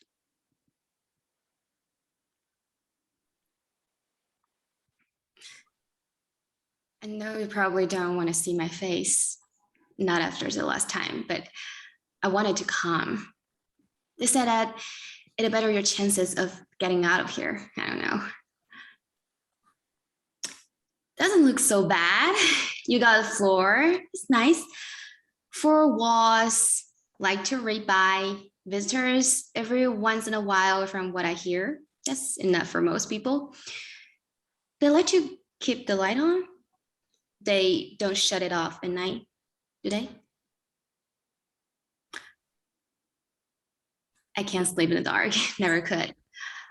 Gonna have a light on from the bathroom or closet or somewhere, you know. Ever since I was a little girl, used to have a plug-in night light. That was nice, made me feel safe and warm. A little lamplight night all lit up, smiling at me in my bed. What is it about lamps that make them so peaceful? I guess it's their cute little bass and soft hair and innocence. Well, I guess that's it. Their innocence. I'll never be an angry lamp. No one. Well, aren't you a little bit glad to see me? See a friendly face? I got the meter running, so I can't stay too long. I got so many tickets. I think the city is gonna start garnishing my wages at work. Can you believe that? Are they even allowed to do that? There are gonna be a law against that, and if there isn't, there should be, as hell should be. I got all them tickets piled up in the drawer somewhere. I got tickets going clear back to high school. That's how many I got. One time a cop said he'd clear them for me if I did him a favor in back of the car. Say, what? What kind of a girl do you take me for? I asked him. Where does he get off asking me to do a thing like that? I'm telling you, cops get away with whatever they want, whenever they want. Don't matter who you are, you're gonna do what they say. Otherwise, they can make things pretty uncomfortable for you. They have all kinds of shit and all. Mom told me I should have reported him. Good luck with that dance. Who's gonna believe me against a cop? Would have been my word against his, especially a cop with service awards. I looked up his name and the badge, and he had a fist full of recommendations. Probably thinks he can have this way with any girl he wants. Well, he didn't touch this. I am for free. I don't care if you're a cop. You be nice and treat me like a lady out to be treated. There's no comfort being rude. So I'm gonna ask you again. Aren't you at least glad to see me? I come all this way, put on my best outfit, did my hair, even shaved. Aren't you glad I came? Yeah. Well, that gives a girl a lot of confidence, I'm gonna tell you. Something to write home about right there. The enthusiasm is overwhelming. Cat got your tongue? Last time we went out, I couldn't shut you up, going on about this and that and whatnot. I thought it died and gone to men talk purgatory or something. I tried to look interested, didn't I? Smiling and hiding and nodding my head until I thought it would come right off. Did everything a girlfriend is supposed to. And this is thanks I get. I'm not going to say anything. You can trust me. I am no snitch. Never have been and aren't gonna start now. They've been asking me all kinds of things. What kinds of plans you told me about, what you've been thinking, whether you were the violent type. Have you ever hit me?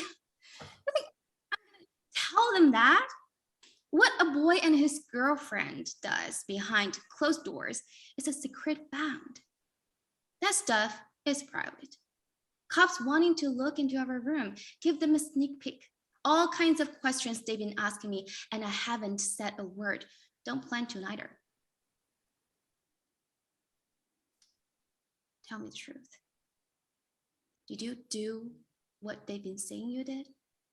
Because I'm gonna tell you, the news reports make me sick to my stomach. I can't hardly watch them no more. I just shut up the evening news anymore. That's all they got on there. How my boyfriends degenerate and going to hell, and how this girl, this beautiful young girl on the doorstep of her life, was cut down by some kind of animal. Now, I know you didn't do it. You couldn't have. It just out in your makeup. When I heard it, I knew they had the wrong man. That they had made a terrible mistake, a terrible, terrible mistake. You didn't do it, did you? You didn't do any of those horrible things they say you did you? No.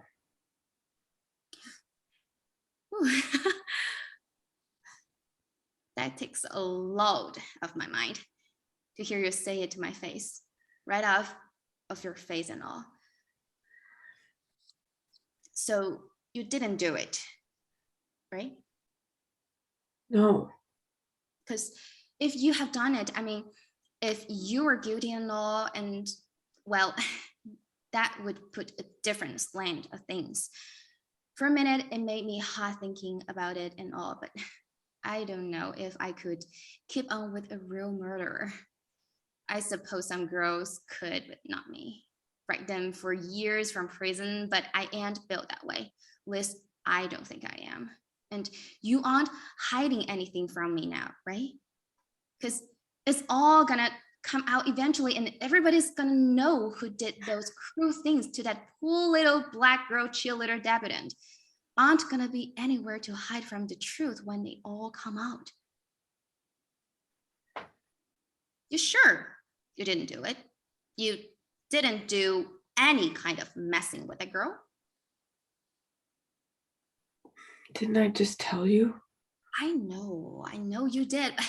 But sometimes a person forgets what they do.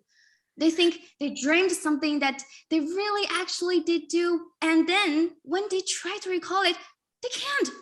And sometimes it's like a part of you that's something that another part of you would never believe they would do. And then they blame it on someone else, thinking that it was someone else, when all the time it was really them that done it. You know what I mean? It's like when I saw The Wizard of Oz as a kid, I knew I wasn't Dorothy, but I felt like I was her.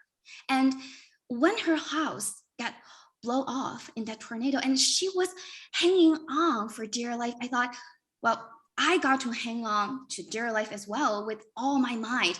Otherwise, I'm gonna be eaten by a bunch of flying monkey and I ain't never gonna find my way back home, you know? It's like part of me was in a movie, a part of me was Dorothy with all her troubles, like a part of me done the movie with her, and when the wicked witch was killed, I thought it was my doing. Then I made it happen. I wanted the witch to die and she died, so I was the murderer. It was on me. And something like that could have happened to you without you knowing it at all. You didn't want to hurt the girl, but something told you to, and now you forgot. Some wicked thing took hold of you and you couldn't help yourself, like you were in a movie. I didn't do nothing. Because of course you didn't. You told me that, but maybe you just can't remember. I remember fine. Well, they're just asking that you try to remember harder, okay? Because if you remember like that you think they can, then you can get out of here and we can go back to our life like none of this ever happened. And I can have my sweet boyfriend back. Not to mention that we have a bundle of joy in a way. Hello? We're having a baby. Isn't that about the best news you ever heard? I hope it's pretty, baby girl. That's who I'm buying for. Cross your fingers. Wow, say something. You sure? Of course, I'm sure. What kind of thing is that to ask a girl? I'm sure it's ring. Last time. That was what they call a false positive. What they used to call a hysterical pregnancy. Being a woman in law, people think that the only way you can get pregnant is to be hysterical, I guess. I think it's downright prejudice. That's what I think. I mean, men get hysterical too sometimes, don't they? What with worrying all the time means that every time you look around, there's another wall. Who started them? Me and women. I can tell that. Drinking and whoring and busting up the Capitol because they say aliens told them to do it. You put men in charge? You deserve what you get. Don't you think so? Probably. Last time, I carried a lot of water weight that threw me off one-on-one. I do not trust the corner drugstore to tell me whether I'm pregnant. A woman knows when she's carrying. You tell me that you are going to use a pea stick made in China and believe what they tell you. This time, I put the sugar in a ball and did my own test. Like my mom and her mom did before her. I'll never be wrong.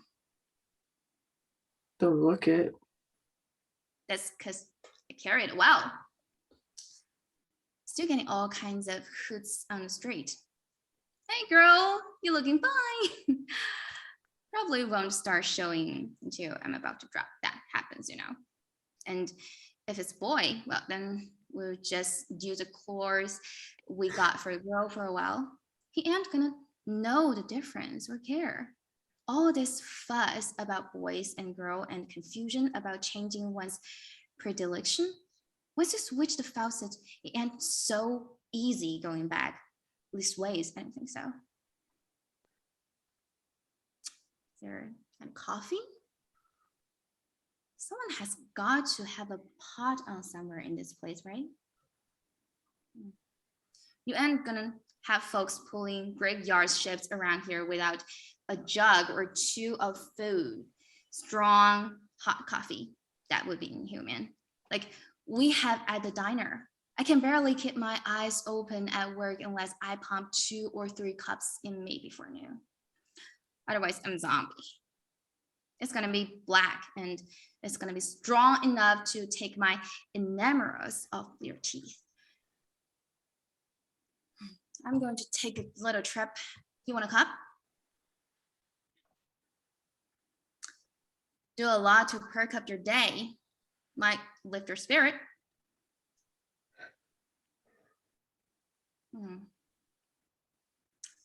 This room does not exactly build one's confidence, does it? A cold gray palette with a touch of tuberculosis reminds me of that movie Schneider's List without the homey touches.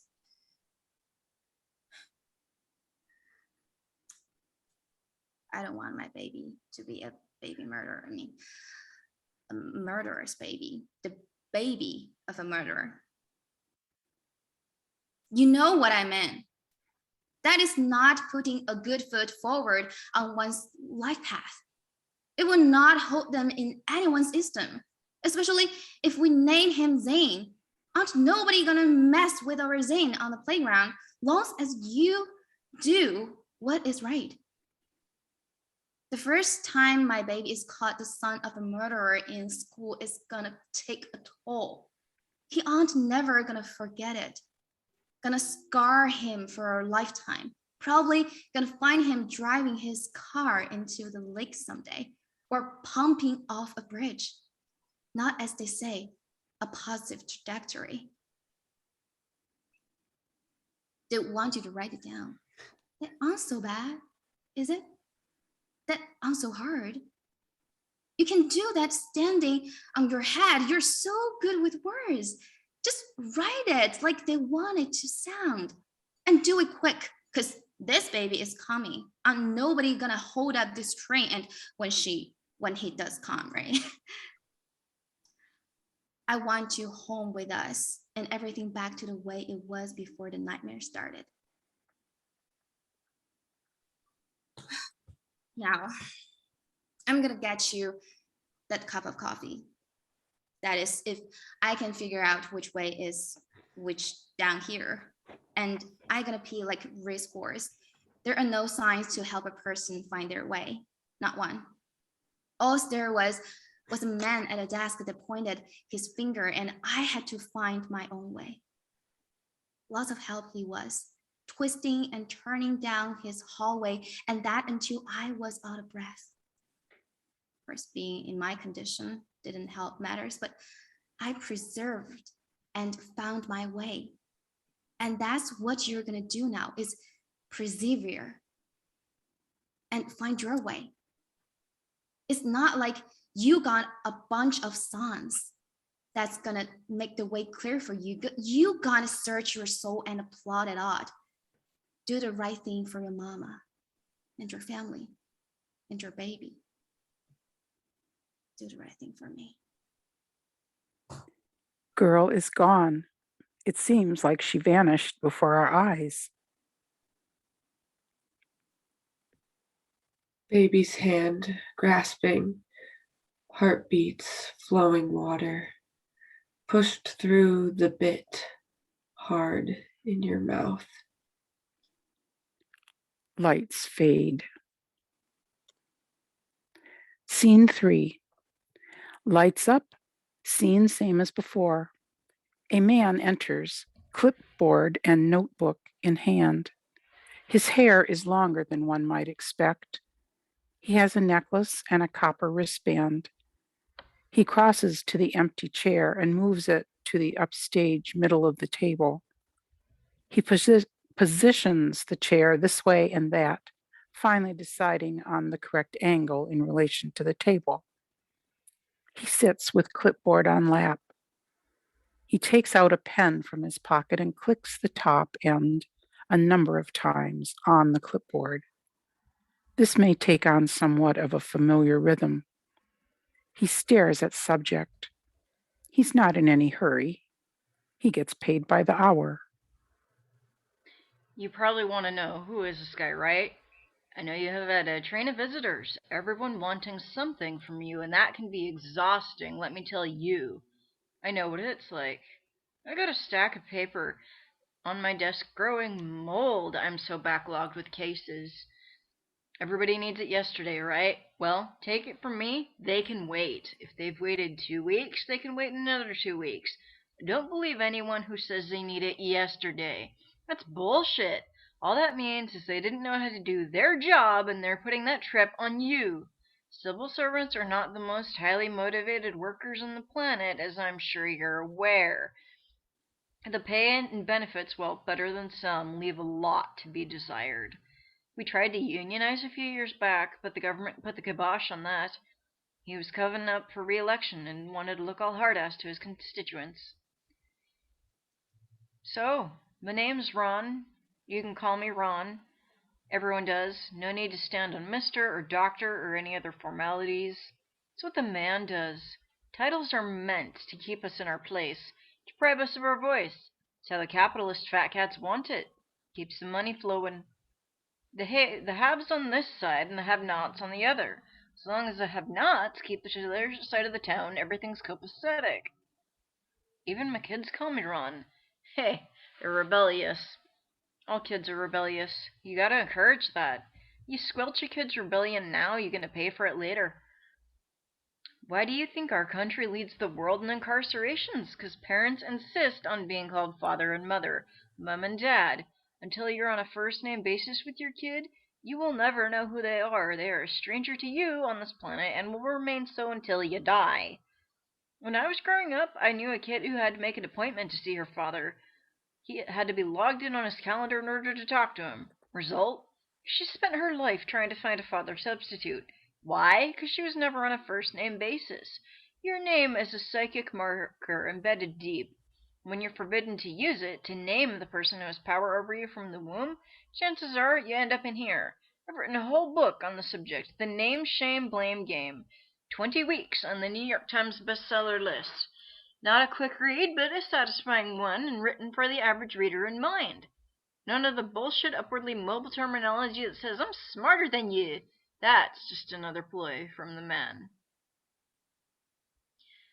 They tell me you'd benefit from shock therapy. Wanted me to write an order for it. From my read of your case file, I'm not sure that's necessary or advisable. Shock therapy has its place and has shown results in the past, but there are far more effective methods, at least in my view. Meds have taken us so much farther than electric shock therapy ever could. We now know so much more about the mind and how it works, don't we? Simple, really. It's all chemical. And a lot more fun. These drugs are powerful and can be directed with the precision of a smart bomb. No more guessing. High-tech drugs aimed at their target are very effective. If a combination of drugs from column A aren't getting it done, then we go to column B or C. We mix and match until we find the perfect cocktail. Simple. Any high schooler could do it. As a matter of fact, many have, and with very impressive results. The magic mushrooms have shown some promise, but I'm still experimenting with those. Still in the lab stage. Now, just sit back in your chair. I'd like for you to close your eyes, please. It's all right. No one's going to hurt you. Now, place your feet firmly on the floor and rest your hands on your thighs. Good. Now take in a deep breath and let it go. Good. Again, deep breath and let it go. And again, deep breath and let it go. Good. Let your mind clear and just listen to my voice. You're feeling more relaxed. You're breathing deeply and feeling more relaxed. Listen to my voice. You're relaxed. You're not going to sleep. You're just in a deep, relaxed state. Good. In your mind, you see the house you've been dreaming about, the house you entered, the house of the girl. You see her. She's alone in the house. Your heart is beating faster. That's okay. No one is going to disturb you. You've studied the house for months. You know the schedule of everyone who lives there. You have plenty of time to get done what you need to do. You're in control. Everything's going according to plan. You come up behind the girl and place a knife against her throat, and what do you say to her? What do you say when you put the knife to her throat? What do you say to her? It's okay. You're safe here. You're safe here with me. No one is going to hurt you. What do you say? Subject mumbles unintelligibly. What's that? I can't hear you. A little louder, please. I didn't. What?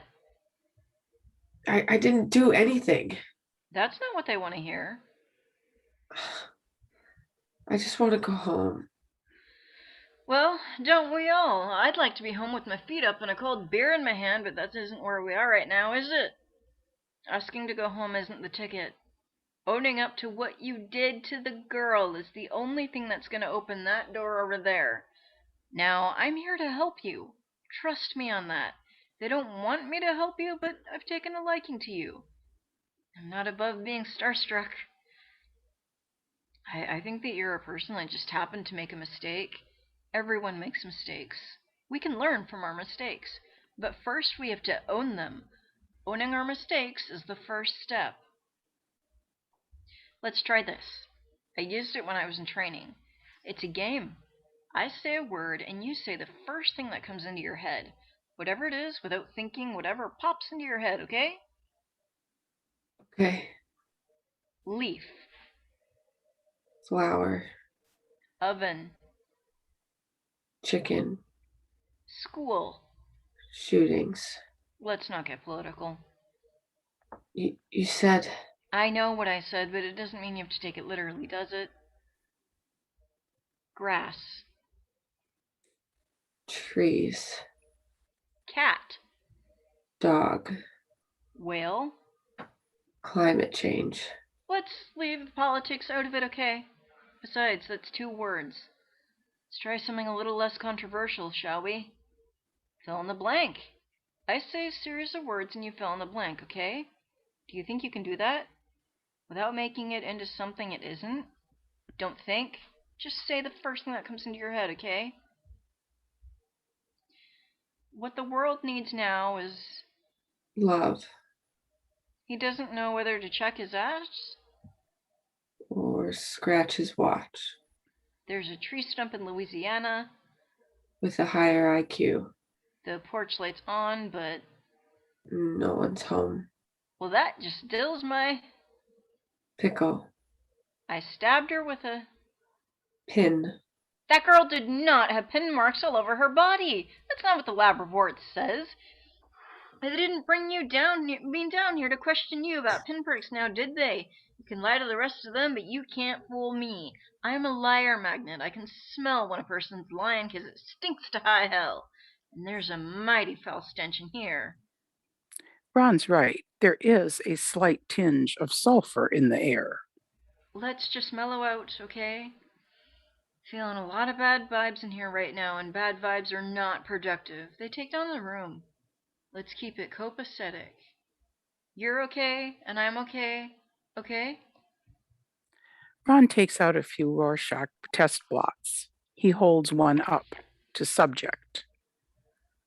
What might this be? Take your time. Monster. What kind of monster? No, a tree. Uh-uh.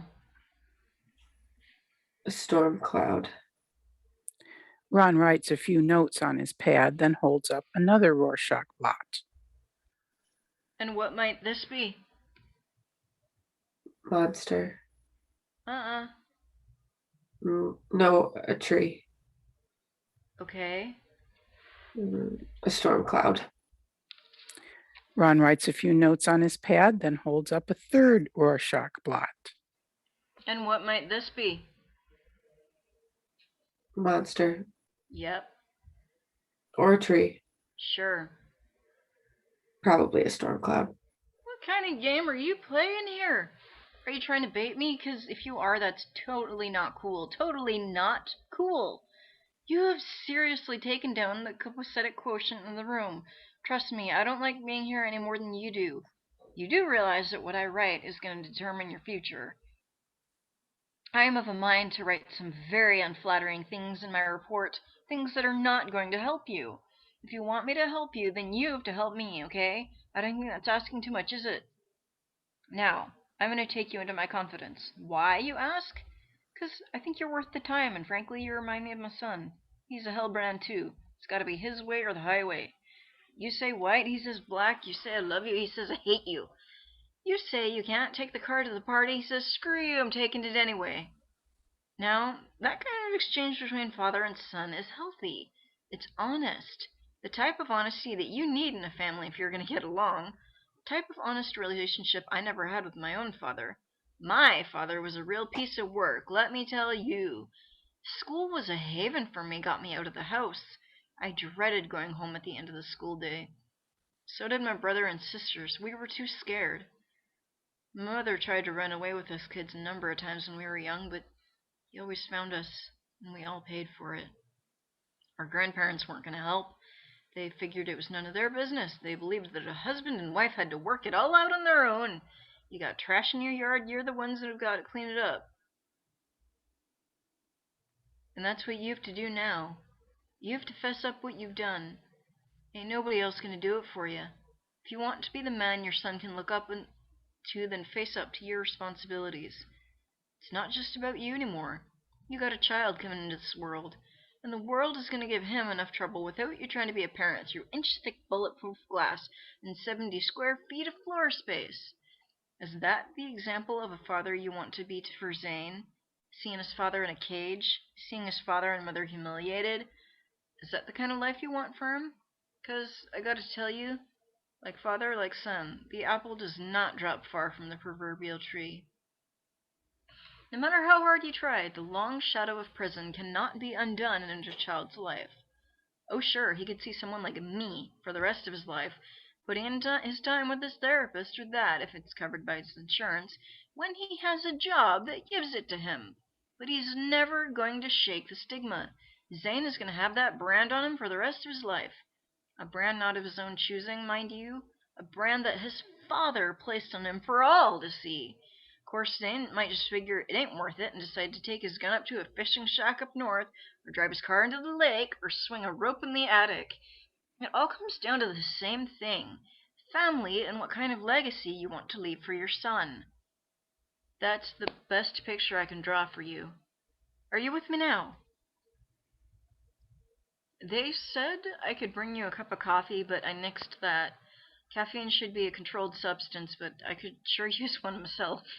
Funny story, one time in grad school, I triple dipped a pot of coffee in order to stay up all night in order studying for a final exam.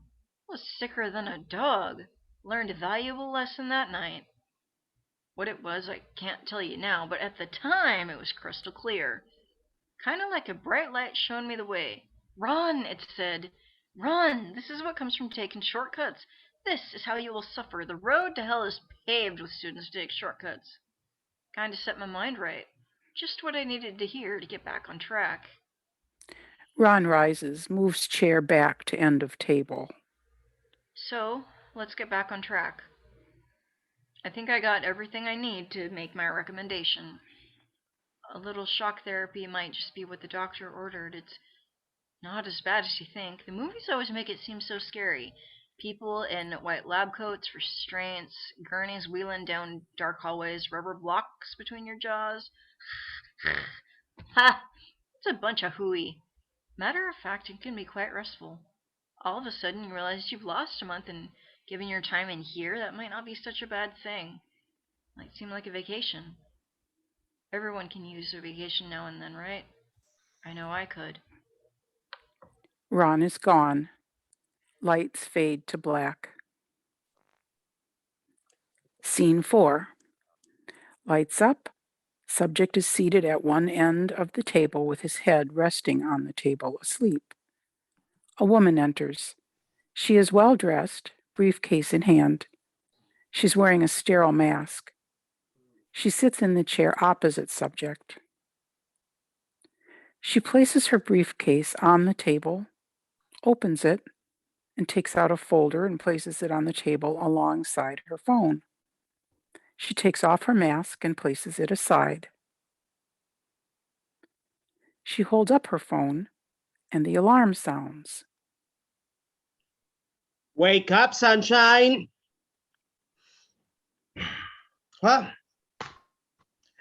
time to rise and face another day.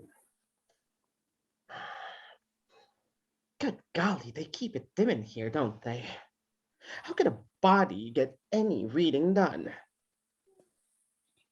Well, have they been giving you the books your family had been sending you? Where are they? I don't see a single spine. You've got to be going crazy in here without reading material. I know you would be. Going crazy, that is. A mind is a terrible thing to waste, especially with all this quality alone time you've had, I should say. Enough time to get all your homework done with plenty left over. You know, I never understood the person who said they didn't have time to study. You make the time, you find the time. The person who claims they don't have the time to study is just plain lazy in my book. But I'm getting ahead of myself. Nice to meet you. My name is Daisy, but you can call me Miss Daisy. I know. I've heard it all my life, so let's get it out of the way. No, I'm not fresh as a daisy, and if you ever say that to me, expect to get a knuckle sandwich. Subject looks at camera in corner of ceiling. Don't worry.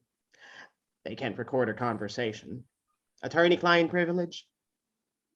Well, I've been assigned by the court to take your case. Now, what do we have here? Well, it's a challenging situation, first off, and it's a big one. It's got racial flares all over this. It's a long road to defend a boy that tortured, raped, and killed a Black high school cheerleader, the top of her class, the most popular girl in the entire school, and who, oh yeah, just happened to help her mama beat the cancer. You know, that's not a narrative anyone in our office wouldn't want to touch. Your case is not exactly what one would call a career builder. I'm not exactly thrilled, but everybody's got to make a living, right? I keep telling myself that I became a lawyer in order to make a difference, you know, to protect the vulnerable and defend the innocent. I got that out of my system the first week on the job. And I don't want to tell you how many pats on the ass and honey this and honey that, and I'd like to see you in my office, and will you shut the door, and how about after work and you and me get a drink together. I've been through more times than I can count. And performance reviews. Performance reviews go one way for men, another way for women. If you're good, then people figure that out pretty quick. If you're articulate, meaning you can put two thoughts together in a logical manner and don't take any shit and say no, even if you win 80% of your cases, you don't get promoted. You're labeled as hard to get along with, not a team player, confrontational, argumentative, doesn't take supervision well. Those are all code phrases for she's a bitch. The men speak their minds and women are bitches. That's a game around here. And the sooner you'll accept that, the sooner you can get on with your life. Now, don't get me started. Now you got me upset. You know, I could be making 4 times my salary more in private practice. I could have gone that route, but no, I opted for the public defender, good Samaritan thing. People that couldn't afford representation was where I thought I could make a real difference. People who didn't have a voice. People who are grinded down in the judicial system until nothing is left of them. Those are the people I decided to devote my life to. And that is why I am sitting here before you today.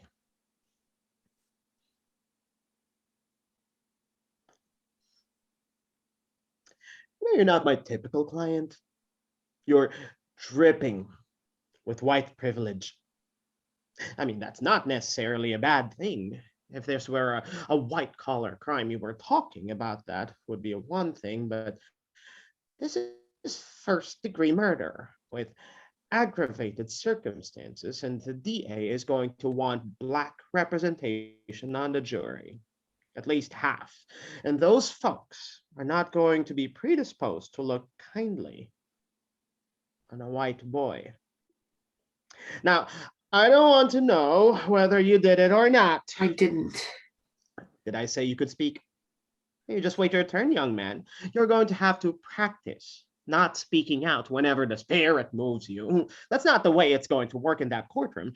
You're going to have to sit there hour after hour, day after day, keeping your mouth shut. And I can see right now that isn't going to be easy for you. From what I hear, you are the talkative sort. That is not a good thing. Unless you understand, of course, and there is no way that is going to happen. Not that I have anything to say about it.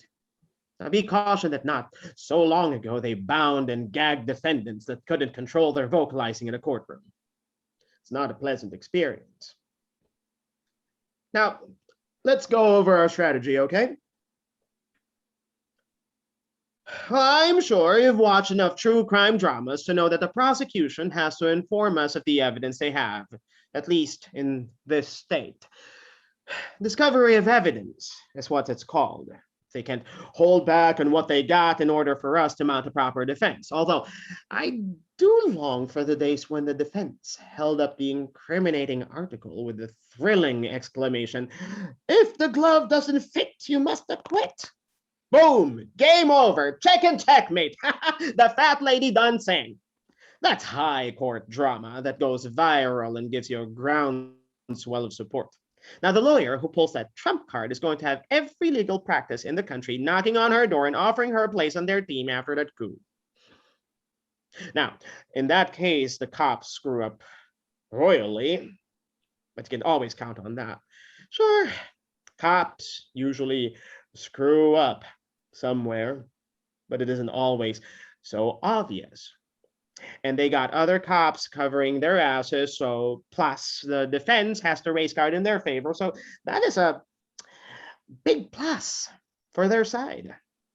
You know, in your case, you've got the race card working against you, and I'm going to have to work my butt off just to keep the score close to even.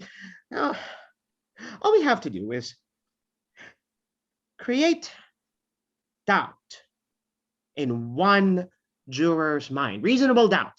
I think we can do that. It's not going to be easy, though. Not when you're already judged guilty in the media before we walk into that courtroom. You know, there's going to be a lot of people that want the state to fry your ass, or barring that, at least put you away for the rest of your livelong days. Castration is not out of the question. The state still has it on the books. At least they don't cut you anymore. They use chemicals, FDA approved, supposed to tamp down your sex drive.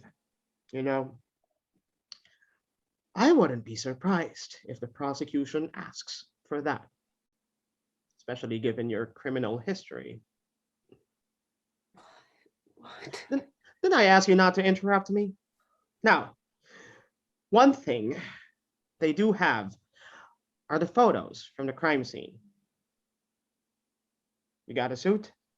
The photos are graphic and leave little to the imagination. We have to be smart about how you dress. The jury is going to blanch at those pictures. Your color palette is key. Conservative without looking Wall Street. And they're going to be shown those pictures a lot. So you can't look like you have money. That will not sit well with the jury. Photos will be shown in living color for opening arguments and then closing and everything in between. And I don't want you to make eye contact with any of the jurors. You lock eyes on one of those folks and they will make you pay for it in their deliberations. He looked at me in a creepy, cold-blooded kind of way. I could see it in his eyes. He had looked at me, undressing me with his eyes like some kind of whacked-out psycho. You know, they say that the eyes are the window to the soul. Now, common sense tells us that there is always two sides to a story, but no one is going to want to hear your side of the story. So you have to look clean-cut and as handsome as we can manage without any frou-frou. The add-ons make you look guilty as hell. You know, I can tell how many clients I've had to persuade about that. They want to wear their bling, chains, earrings, nose rings. I mean, how do you think a jury views a young man defendant sitting there with a ring in his nose?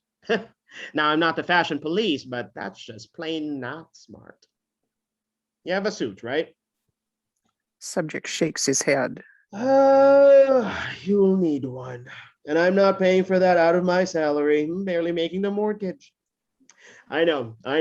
Being a state employee, I gotta be rolling it in, right?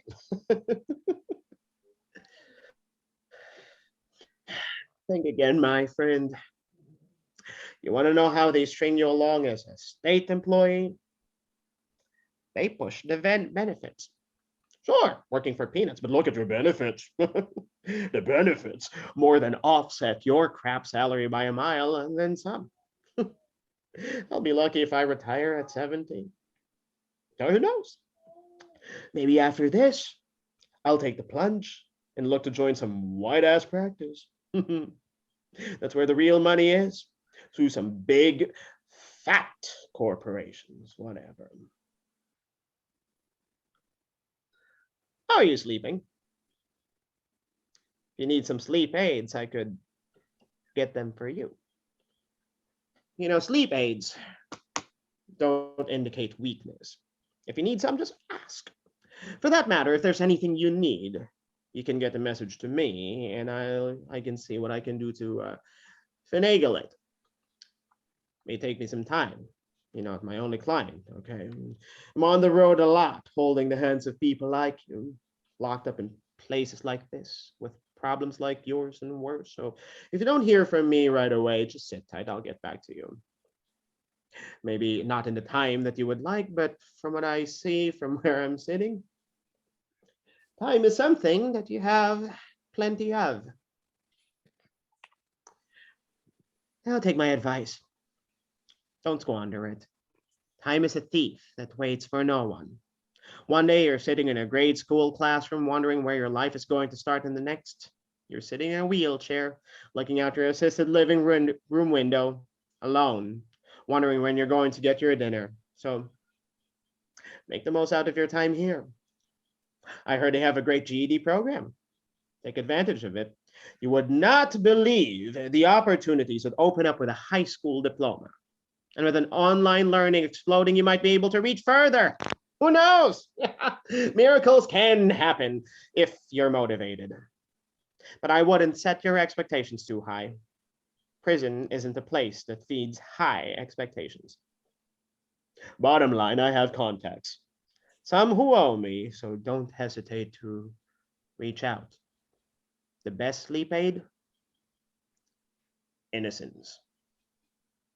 The lack of a guilty conscience is a balm to the soul.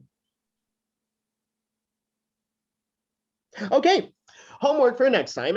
I want you to make a list of everyone you have offended during your lifetime, everyone you ever took advantage of, that you hurt in some way, no matter how small or seemingly insignificant. You know, the kid you made fun of in the playground, the teenage cashier you shorted at a fast food joint, the lady you cut in front of because she wouldn't make a fuzz, you know, the guy you cut off in the highway, the lover you lied to.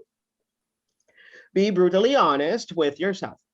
Some people are going to come to you in the night, you know, people you have forgotten about completely. They'll haunt your dreams.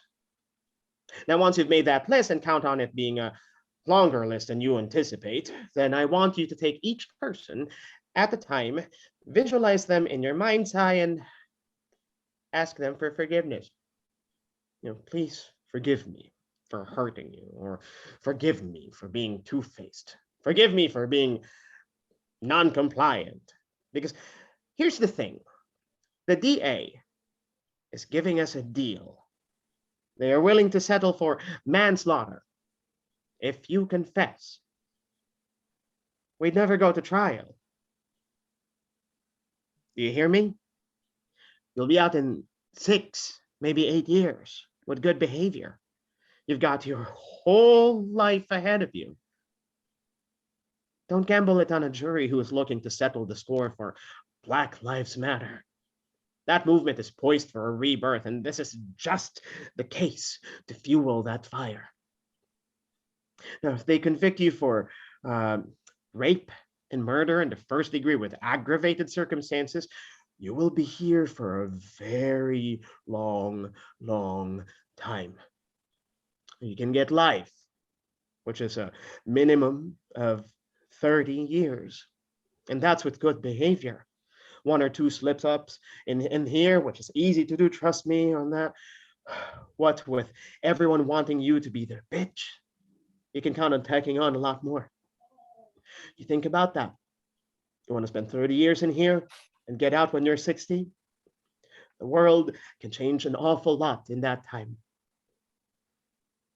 Hell, I even remember when people used to write letters to one another. Longhand. I know, hard to believe, but it's true. Letters like, "Dear Latoya, how are you? It's been cold here the past week.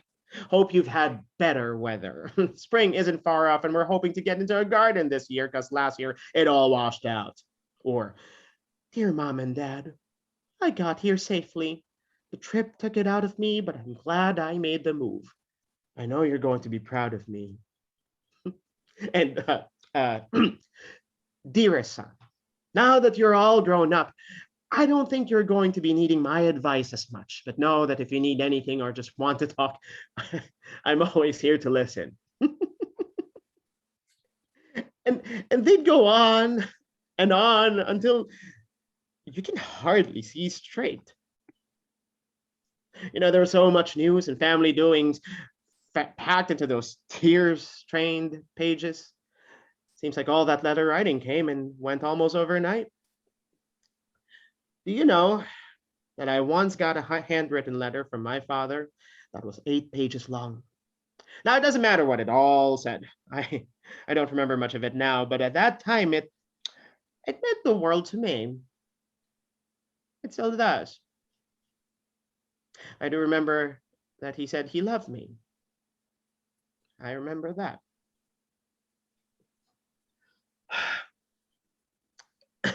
Is it just me, or is it dry in here?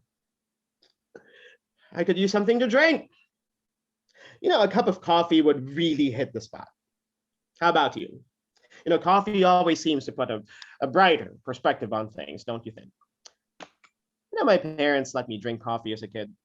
That's when I got used to it, strong and black. I'll tell you, a person that doesn't take their coffee black does not inspire my confidence. You can count on a black coffee drinker to tell it to you straight. Calloused hands, right-eyed, works hard for a living and never takes any handouts. Sure, they've seen their pain, but they're willing to look past it and hope for a better tomorrow. You know, the black coffee drinkers are the folks that built this great land, and I'm proud to call them my sisters and brothers. My ancestors were slaves of this land, brought here against their will, shackled and chained, bought and sold, dragged through the streets, and lynched in the name of Christ. The white man tried with all his might to break our spirit, to rob us of our dignity, but we persevered. And now, look at me. I got the life of a white boy in my hands. How about that? Defender rises. So, I'm looking you straight in the eye now and telling you that I am your only hope. Now, if you think you got a chance in hell of beating this without me, you're living a dream. More like a nightmare. And if you want to find a way out of this nightmare, then you got to do what I say and not diverge one iota. Your wife and kid are counting on you. She starts to gather her briefcase and contents. This is not a test, you hear me? There are no do-overs. What you decide in this moment is going to determine your future. My advice, take the deal. You're never going to get a better one. You're on the clock. Crosses to door. The DA is giving us 2 days, 48 hours. After that, the deal is off the table and you'll be in the hands of the judge and jury. Don't take the chance. She exits.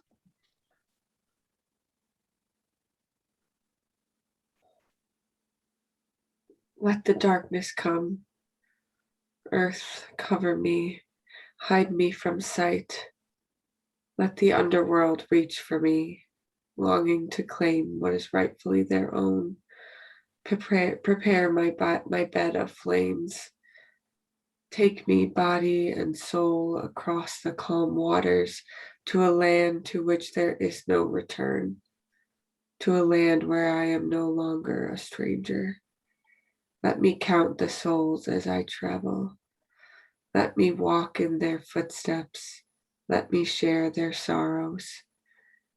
May my 2,000 years be as a day. Let me not count them. Hear me. Let me enter in submission. Weak though it may be, may my foundation survive. make me new. When my book is opened, let there be something in it writ, a word, a sentence, a story of a life bent in violence, where comfort was a stranger and human touch unknown. Let me not fear your rod, but lay hold of your staff to guide me. I've heard that people at birth are inherently good. Let me not be afraid. If I fear, let me fear fullness. Let me fear bounty. Let me fear love. What a terrible word, love. Crush me under the weight of it. Devour me and take all of me. Lights fade. End of play.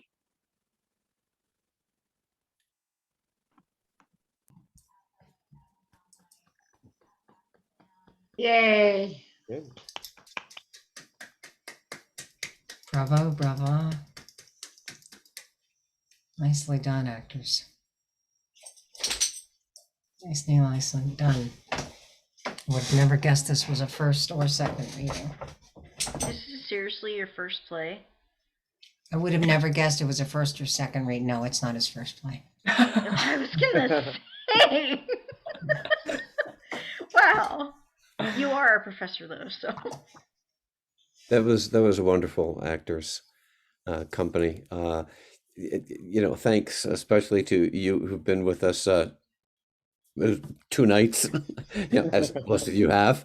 I mean, I know Van joined us tonight, and thank you, Van. But it's been quite an experience, and boy, it was such a treat to hear you read different roles tonight. I mean, that was very cool. Thank you for that, Parker. That was really cool. It's amazing what a different reading brings. Yeah. Yeah. The impulse of the play, if you're interested, is within me is the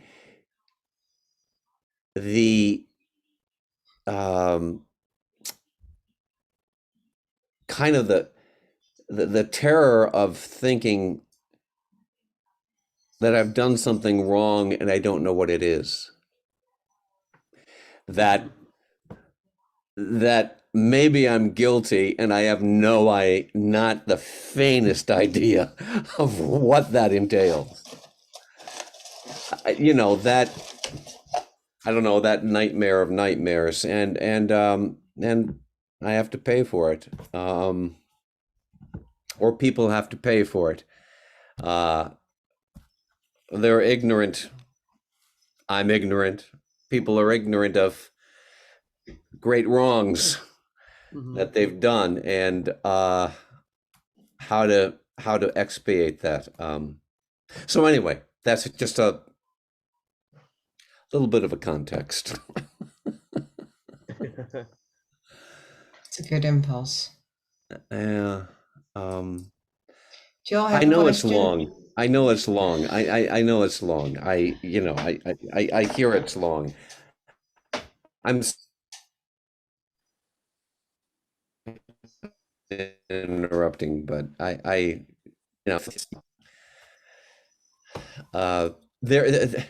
there was another investigator in the first act who I cut, believe it or not. But I'm thinking, okay, so who do I cut from the show? What character do I cut from the show? It just seems to me that there needs to be 3 investigators to set the premise. I mean, to kind of, I could be wrong on that, but to set the premise and get the ball rolling of, he's being interrogated. He's been here a while, but I just don't think I can do that with 1 or 2 investigators. And then the brother comes in after the 3rd investigator, right? Which brings the family in. And then mom and the girlfriend. Ron, I'm thinking Ron, the social worker psychiatrists. I mean, maybe he can be cut. Maybe Ron's just cut from the show. I don't think it would hurt the play that much. Yeah, well, because usually like the psychiatrist, like social worker and all that, like they would usually come up during the trial as part of the defense. Because Yeah. at this point in time, like he's not yet going to trial, so which means it's just really the investigators and the defense attorney that he's meeting with, and then if he has like any, I mean, usually like for somebody who's about to go into trial, like the family usually doesn't like talk to the person, yeah, because usually for like homicide investigations, there's usually two investigators. I watch like forensic files a lot, so yeah, but like so yeah, so there's usually two of them, and a lot of times like they would actually interrogate the defendant, like with both of them in the room, Yeah. to extract a confession out of the person. Yeah. It usually takes like hours of like Well, right. yeah. So that's what he's doing, but Mhm. just separately. Yeah. The hours. No, that's a really good. Yeah, I appreciate that very much, Van. And you're right. They usually, yeah, they're partners who are working the case. Mhm. Yeah, right.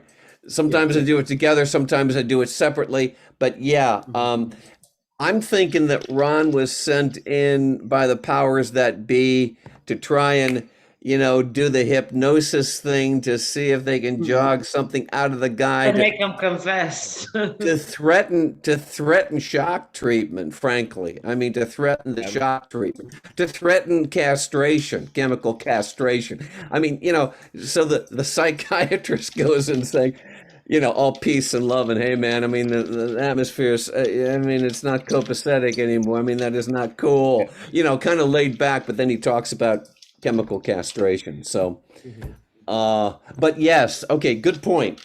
Yeah. I mean, yeah, and so I'm wondering the same thing. Maybe Ron doesn't need to be in the play. Mhm. You kind of, I liked what you wrote. I thought it was very interesting, and I felt the entire like, I felt with Ron I was missing something, but that's my own thing as an actor. I will either be completely sure or like I'm missing something and it'll bug me. With Ron, he Yeah. initially, shock therapy's terrifying. You're gonna lose a month. Oh, I'm a good candidate for you, and it's like, why is he changing his mind? Because Because he's not forthcoming. Because he's not forthcoming. He's not forthcoming. Listen, you know what I'm going to write. Got a perspective on it.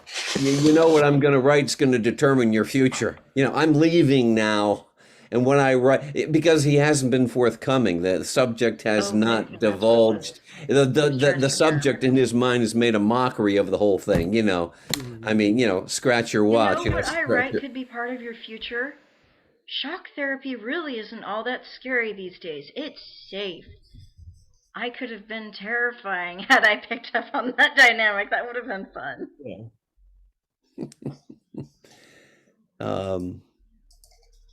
I don't know who else can be cut.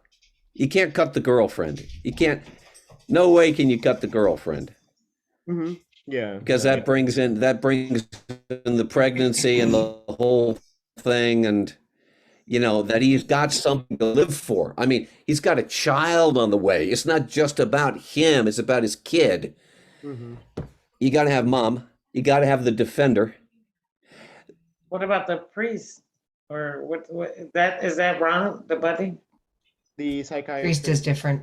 Yeah, it's a different The one. priest. Mm-hmm. Yeah, they bring in, they bring in the priest who has known him since he was an altar boy, Yeah, I know that's the priest that's part of my own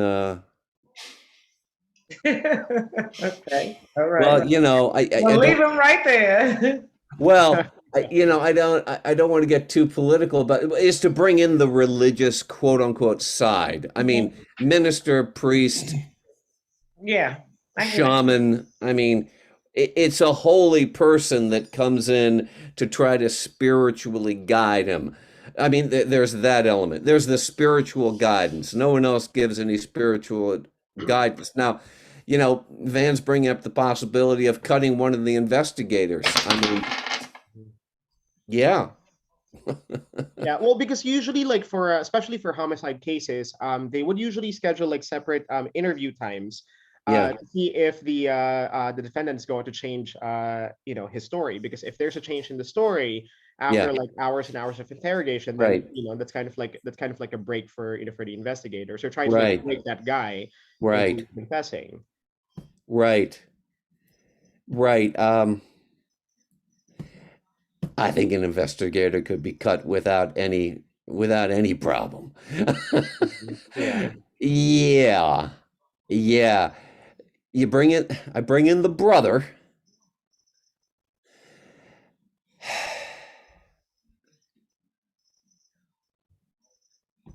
Yeah. Cut an investigator. Well, I'm a big fan of bookends in plays, and I really like the last bit of verse. I was wondering if you're going to cut a character, could you add the subject opening the play with a bit of verse?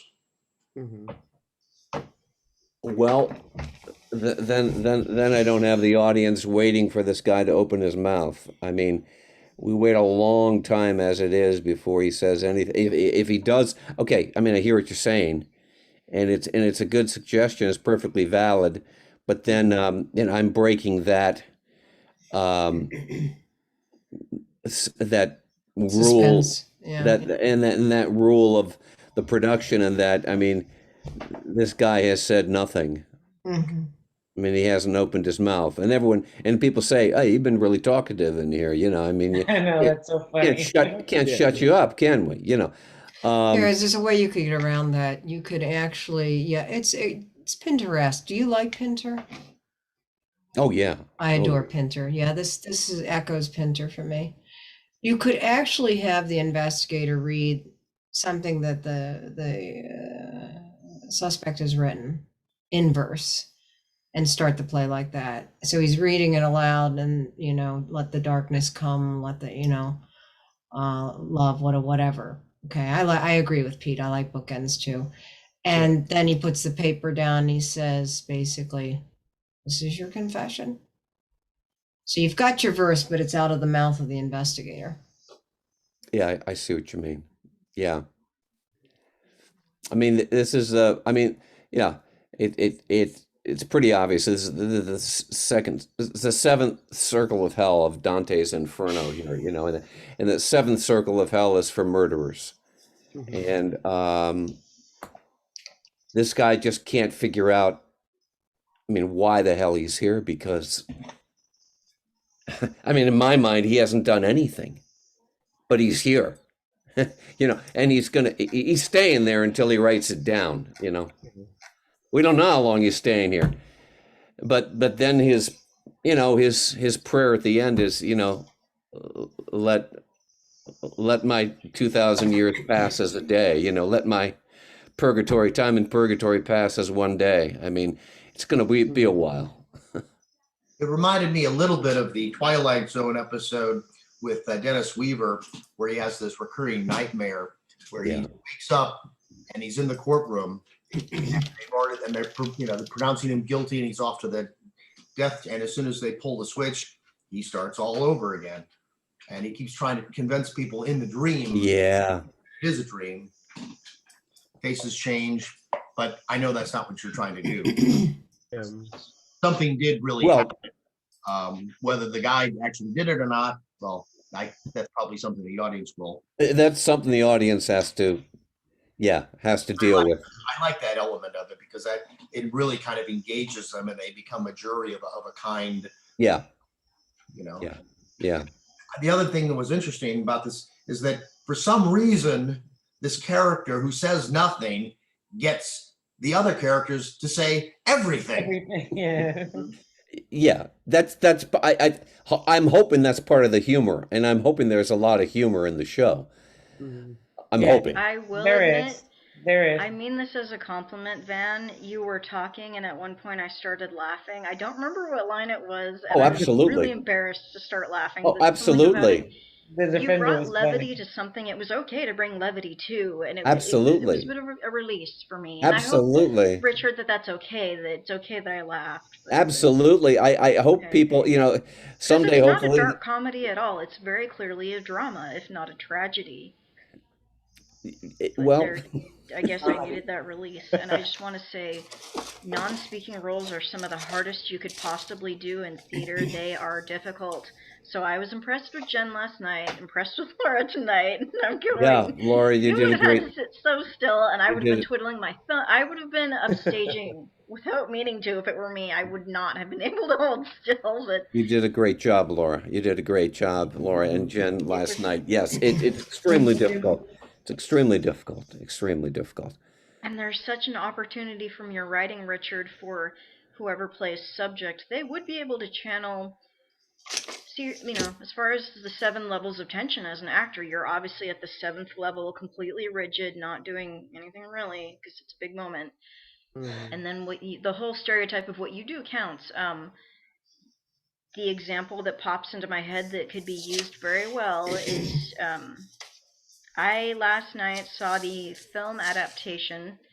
It's available on YouTube in chunks. It's not pirated. It's fully, like, go onto the site and watch it.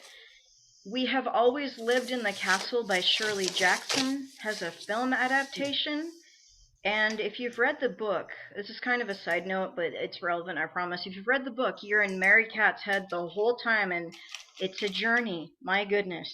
It's a mentally ill 18-year-old, anyway, and her sister has agoraphobia. So the film says a whole bunch that the book didn't. And Mary Kat never says anything in the movie. She gets really irritated at a friend of Constance's who's like, oh, hey, we can work on your agoraphobia and you can come back down to town. And Mary Kat hurls a jug to the floor without saying a word, and it shatters, and they look at her like, I can laugh about it now, but that is a horror movie, and it requires, anyway. Right. There's a lot of freedom in what you can do with non-speaking roles, and I thought it was very well done. And seeing the two of you right after seeing that performance from the actress who played Mary Kat, I'm gonna have to be dealing with it for a couple of days. Their performances that stick out to you. Anybody else have comments or questions or anything for Richard? I know it's getting late.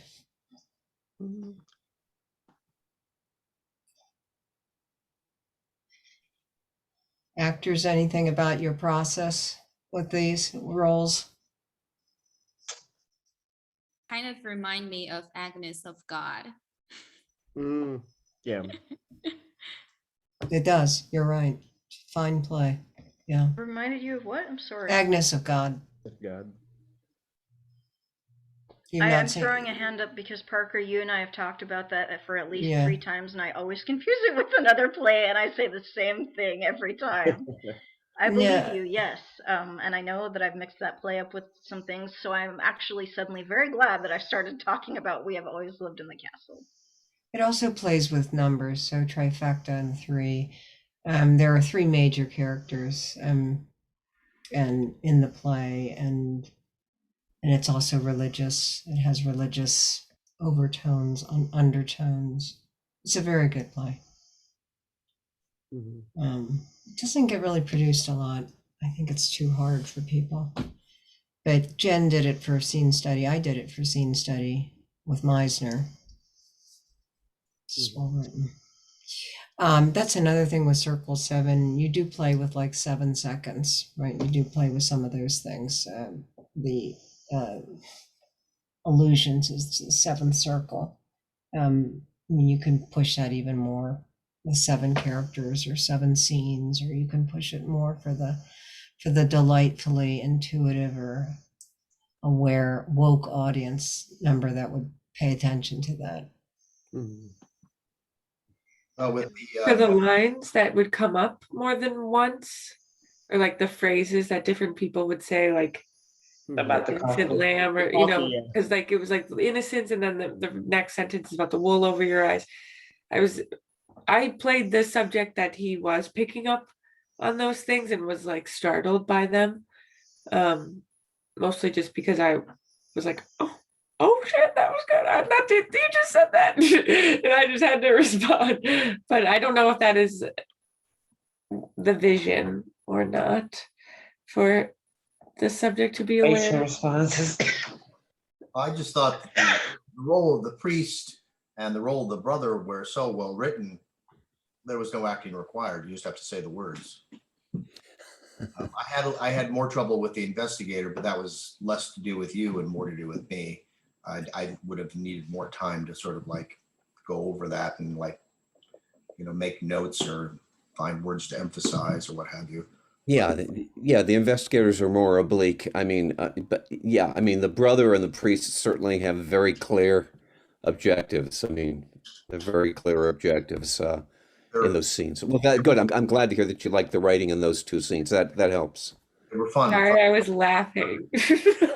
That At what Pete's you were Irish doing? accent, I just couldn't keep it together a couple of times, and I'm sorry. Well, yesterday, the defender, I just thought from being the defender, that she just had worked her way up and she was sassy, and now here's this white boy needing her help. And I thought she just really felt like she had the upper hand. And she was just going to send him up the river. She's bye. Mhm. You know, like, They don't pay. listen to me. They don't pay But protect you. for the investigator today, I just was sort of thinking of like the cop on Law and Order, the lady. She's just Yeah. sort of like Yeah. cool and calm. Right. Right. But didn't you? And then Right. her opinion was that it was just a mistake or something like that. So I was like, oh, okay, just be sweet. But the mama, I felt the mama. I felt the woman. So yeah. Well, I feel very fortunate to have all of you do the roles that you have done the past 2 nights. It's been a real treat, and it's taught me a lot about the play, and I'll keep keep working on it. I sure appreciate Parker. I appreciate it so much, Parker. Well, I'm glad you circled back. We've just started getting back together, and we've done a contemporary play that is known. We got to figure out what we're going to do next.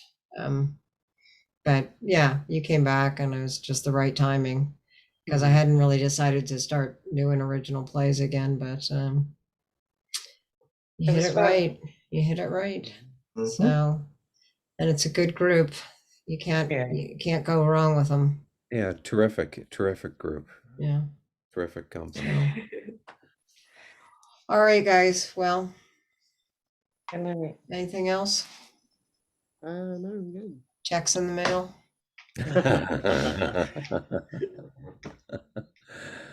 Thank you, everybody. Okay. If you know how to get a hold of Richard, if he's You do. CC'd on everything that we've You done. do. You sure do. You guys, yeah, let me know. I'd like to maybe do something again before Thanksgiving. So if you guys have something in mind, That'd be good. Yeah. let me know. We've mentioned a couple plays, and I think Nikki, you were looking at something that's 2-person. I cannot find it anywhere. Well, it's not. Yeah, it's not online. Yeah, we'd have to purchase. Yeah, I Oh, know. It's okay. called Stairways. It's a interesting premise. Yeah. Yeah, and I wouldn't mind getting it, but then what? How we get it online? Yeah, we'd all have to either buy access or you'd have to send us copies from Belize. Mhm. Hey, no problem. Yeah. Okay. All right. Okay. Yeah, hit me up, guys. Let me know when you're ready to do it again. Absolutely. Thank you very much. Thank you, right. everyone. Great Good job. night. Good night, everyone. Night. And good morning, Jen. And good morning, China. Have a good Thank morning, you. Jess. Nice dream. Thank you. Thank you so much. Good night.